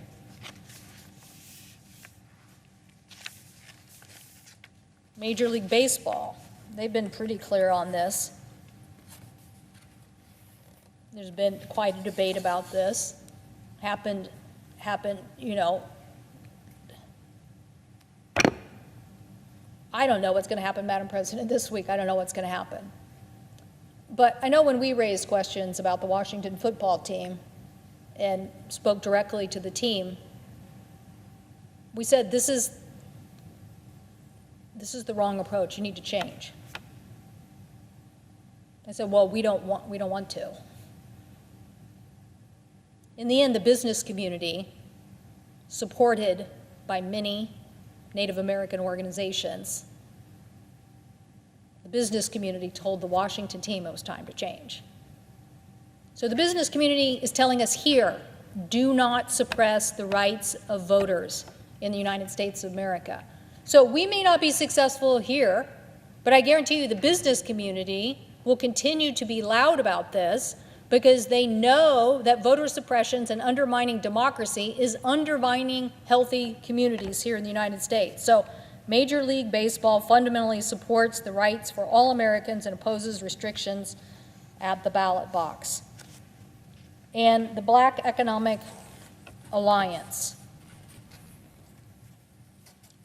This was a statement on the Georgia voting legislation signed by 72 Black economic and business leaders. Quote, while the use of police dog, poll taxes, literary tests, and other overtly racist voter suppression tactics are a thing of the past, Georgia and other states are rushing to impose new and substantial burdens on voting laws following an election that produced record turnout for both parties. The disproportionate racial impact of these allegedly, quote, neutral laws should neither be overlooked nor excused. The stakes for our democracy are too high to remain silent or on the sidelines. So, Madam President, all of these organizations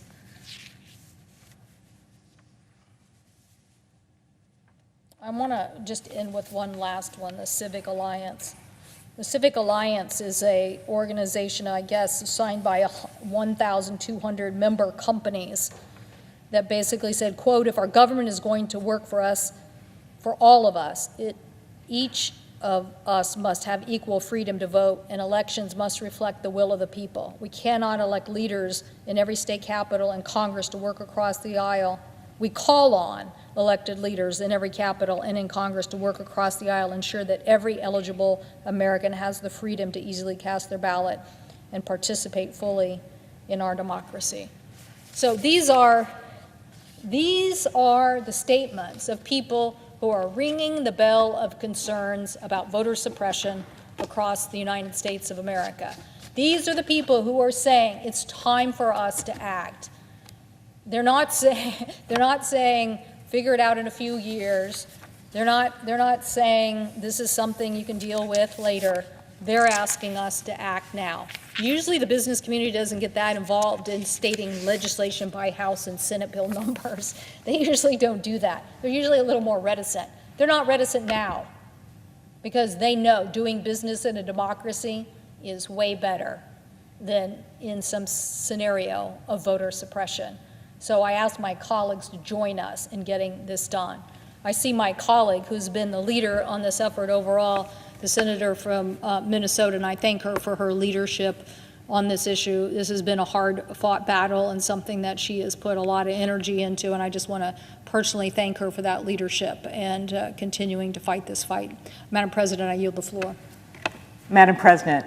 The senior senator from Minnesota. I first want to thank my colleague from the state of Washington, Senator Cantwell, for her passion for the people and the rights of people to vote, and her willingness to actually go through the details of the groups outside of this Congress that feel so strongly about this, including businesses, as pointed out, who understand that you can't do business overseas, having just come back from Ukraine, that I just arrived an hour ago, and uphold democracies overseas if we are allowing our democracy to go to shambles by allowing voter suppression laws to pass as they have in numerous states across the country. Just this week, we marked the life and legacy of Dr. Martin Luther King Jr. And today, we are considering legislation that goes to the very heartbeat of the democracy, the freedom to vote, that so many have fought and died for. We're here because a flood of state laws to roll back voting has surged up since the 2020 elections. And when in the 2020 elections, in the middle of a pandemic, Americans cast a ballot, more of them cast a ballot than ever before. They were willing to take those risks. And the laws were changed in red states and blue states and purple states to allow them to do that. But now what do we see? A rollback. A rollback in the presiding officer's great state of Wisconsin. We see rollbacks attempted across the nation in places like Montana, same-day registration in place for 15 years. 8,000 people took avail of it in the last election to either change their address or register that way. So then what happens? Well, say the Republican legislature in Montana, why don't we get rid of something we've had in place for 15 years? Why don't we do that? Guess what that creates, my friends? Maximum confusion and ultimate voter suppression. With that core freedom of voting now at stake, it is on us to stand up, to take up the torch that Dr. King and so many brave Americans carried decades ago and act to preserve the foundational right of our democracy. And while that may sound like an ambitious task, it is one within our reach. By passing the Freedom to Vote John R. Lewis Act, we can meet these challenges and turn back the tide. Today, I want to address a topic that has loomed large over this historic debate, and that has to do with the very rules of this chamber. This week, every member of the Senate will have a chance to cast a vote that will determine if this is a legislative body that will rise to meet a test. The test is participation and voting. The test is actually being able to take on the issues of our day. It won't be the first time. Indeed, 4 times already this Congress, our Republican colleagues have blocked us from even considering legislation to protect the freedom to vote. But we're here again this week. We're here because, to quote Ella Baker, a granddaughter of slaves from Virginia who worked alongside some of the great leaders of the civil rights movement, we who believe in freedom cannot rest. So while much has been made of our colleagues who have not committed to joining us in this effort to change the Senate rules, we must remain steadfast in the truth that the right to vote in this country is not negotiable. We must forge ahead. I want to start by responding to some of the points that have been raised as reasons not to move forward with legislation at this watershed moment, as reason not to do what it takes to come to protecting the most sacred of rights, the right to vote.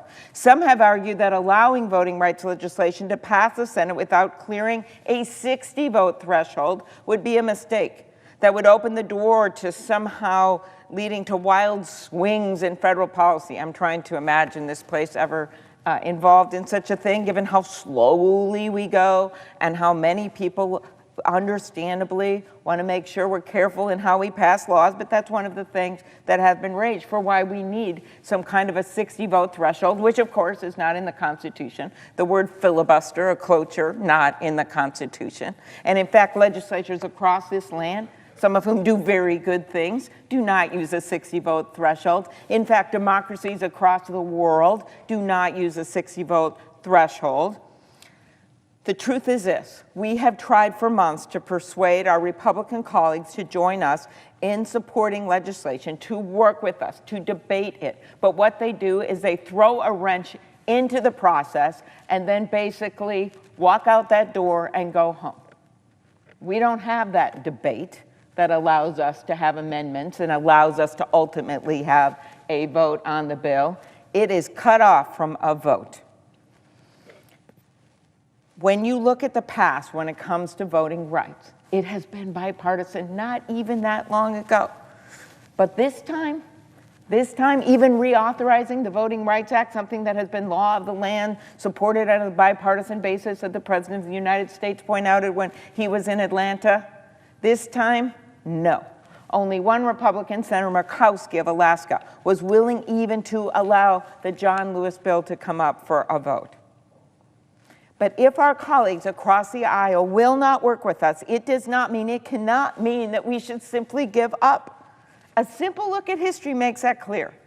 As Representative Clyburn has noted in recent weeks, there have been moments in our history when this most fundamental of rights has not been extended or defended on a bipartisan basis. That's a right to have these bills come up. He pointed to the 15th Amendment, that, as he said, was a single-party vote that gave black people the right to vote. And that fact does not make the 15th Amendment any less legitimate. I would also say to my colleagues that the real threat facing our country isn't too much legislation, it's the gridlock and the stalemate in which this chamber is stuck. A number of us were just in Ukraine, standing up for democracy, standing up for the right of people across the world to be able to debate issues and make decisions on the most pressing issues of this time. And now we are back here in this chamber. And we have to have that opportunity as well. This misses another key point in the arguments made against changing the rules. When politicians actually have to vote on stuff, voters can hold them accountable for these votes. We know that the policies in the Freedom to Vote John R. Lewis Act enjoy strong support among the American people. They've been adopted in red and blue and purple states. Look at places like Utah. For years, mail-in balloting. Yet in other states, sadly, it's really hard to do. In other states, you have to get a notary just to get an application, or you have to get a witness just to get an application, even if you have COVID and you're in a hospital. But yet, in many states, red, blue, purple, this is in place.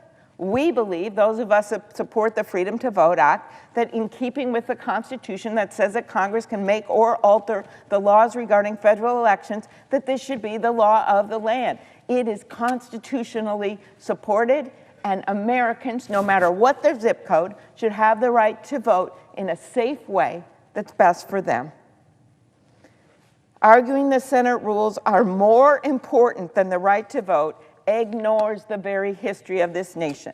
As Senator Angus King has reminded us, in 1890, Henry Cabot Lodge introduced a bill to ensure African Americans in the South were not disenfranchised. The bill passed the House, but was blocked by the Senate with a filibuster. Lodge argued that the Senate should get rid of the filibuster, saying, "To vote without debating is perilous, but to debate and never vote is imbecile."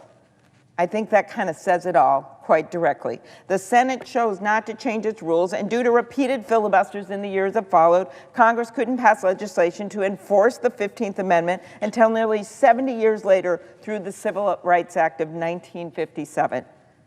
We've also heard that allowing one party to insist on virtually unlimited debates so you can't vote is an essential part of the Senate. But experts from both parties have said this isn't true. As Marty Gold, a respected expert on the Senate rules who worked for Republican leader Howard Baker and was staff director of the Senate Rules Committee, has written, the possibility that a minority of senators could hold unlimited debate on a topic against the majority's will was unknown in the first Senate. Those are his words. Others have argued that requiring a supermajority, as this filibuster does now, to pass legislation was an intentional effort to foster compromise. But again, the historical record simply doesn't back that up. The Constitutional Convention heard but did not adopt a proposal to require a supermajority for legislation. The framers explicitly decided to reserve supermajority requirements for things like constitutional amendments, treaties, and impeachment. To quote one of them, Benjamin Franklin wrote that a system where the minority overpowers the majority would be contrary to the common practice of assemblies in all countries and ages. Thomas Jefferson wrote in a letter to James Madison, "It is my principle that the will of the majority should always prevail." James Madison was a fierce defender of minority rights, but in 1834, even he wrote, "The vital principle of Republican government is the will of the majority." Listening to those words, does it really seem like the framers of our Constitution envisioned a system where a minority of senators could stand in the way of legislation and stop it altogether, stop the vote, stop the consideration, throw a wrench into a process, take it off the rails, and then just walk out the door and go home? That is not what they envisioned. I also want to be clear. Updating the Senate rules to meet the needs of this moment isn't some radical break with past precedent. Throughout the Senate's history, when faced with unrelenting obstruction from the minority, the majority has in fact changed the Senate rules to allow matters to conclude, to be voted on, not to hang in abeyance in perpetuity. In fact, since it was first established in 1917, the cloture rule has been revised multiple times to make it easier to end debate and to force a vote. Now, for friends watching at home, this is what it means. A cloture motion is what allows senators to bring something to a vote. And under the current rules, it takes 60 senators to open debate to pass a bill. Here are some examples of how the cloture rule has changed over time. In 1949, cloture was extended to cover all issues pending before the Senate, not just bills. In 1975, the vote threshold for cloture was reduced to 3/5 of all senators. In 1979, total post-cloture debate was limited to 100 hours, and then it was limited again to 30 hours in 1986. And in the past decade, the cloture rule has been further reduced for various kinds of nominees, most recently by our Republican colleagues across the aisle. This isn't something from 100 years ago. This isn't something from before we had cars and people were arriving here on horseback. This just happened. In addition to changes to the cloture rule itself, the Senate has put in place exceptions to the rule. In fact, over time, the Senate has established over 160 processes in statute that allow a final vote without requiring 60 votes for cloture to end debate. In other words, you get to a vote without the 60 votes.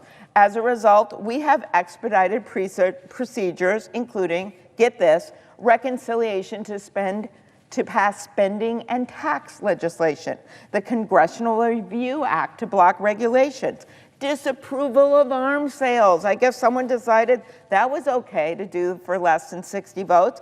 Even approving compensation plans for commercial space accidents doesn't require 60 votes, my friends. But while the 60-vote threshold was carved up 160 times so senators could pass things like tax cuts under President Trump, block regulations, and confirm Supreme Court justices, when it comes to voting rights, we are told that traditions and comedy means that we should hug it tight, this old rule, throw voters under the Senate desk, and go home. It's no wonder that our Republican colleagues' support for the 60-vote threshold rings hollow when their priorities, such as tax cuts, such as a Supreme Court nominee, can be passed with a simple majority. Time and time again, the majority in the U.S. Senate has had to change the rules to help pass major legislation. As Senator Merkley has noted time and time again, bills we have passed after the majority has modified the rules include the Natural Gas Policy Act in 1977, funding for the Selective Service System in 1980, deficit reduction legislation in 1985, a moratorium on listing new species under the Endangered Species Act in 1995, and a change made by the majority in 1996 to the reconciliation process, which paved the way for the 2001 and 2003 Bush tax cuts and 2017 Trump tax cuts. When circumstances change, senators have changed the rules time and time again. All of this history clearly shows that the Senate rules are not chiseled in stone. That's probably a good thing, because we get that the people out there need us to do our jobs, and that maybe that's more important than some archaic rule that someone is now abusing. They are not an outside force, these rules over which we have no control. They are our rules, the senators' rules, yes, but also the people's rules, written and changed over the years by senators representing the people of this country, just like the ones sitting in this chamber today. As we move forward, I want to make clear that I agree with my colleagues who have said we must keep the history of this institution in mind. By the way, I just gave you the history of this institution. 160 carve-outs, time and time again when the rules have changed. That is the true history of this institution. History plainly allows for just the type of action that our democracy now demands. If we acknowledge the stakes when it comes to protecting the freedom to vote, the cornerstone of our democracy, and we acknowledge the history of the rules of this body, I am left with a simple conclusion. We must update, change, and improve our rules to restore the Senate and meet the moment of our times.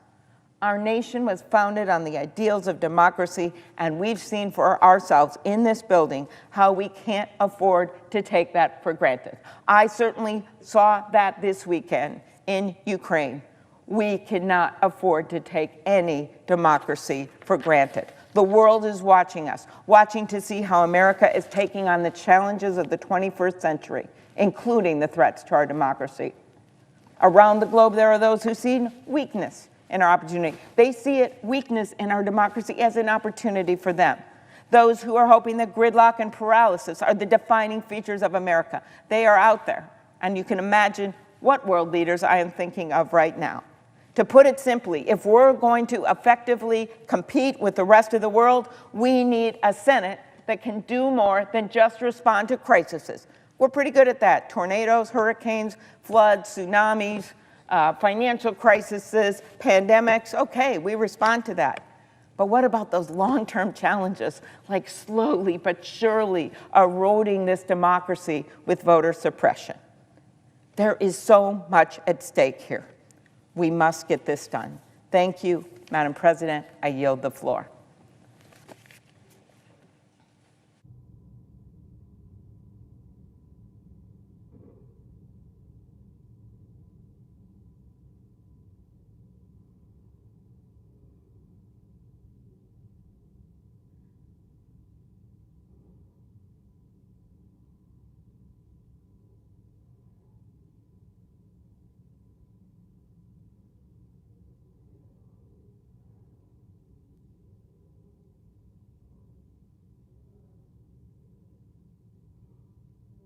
Madam President, I ask unanimous consent that following the remarks of Senator Portman in the Senate, recess until 6:15 p.m. And thank you. We've now had a new president. Thank you, Mr. President. Thank you. Without objection.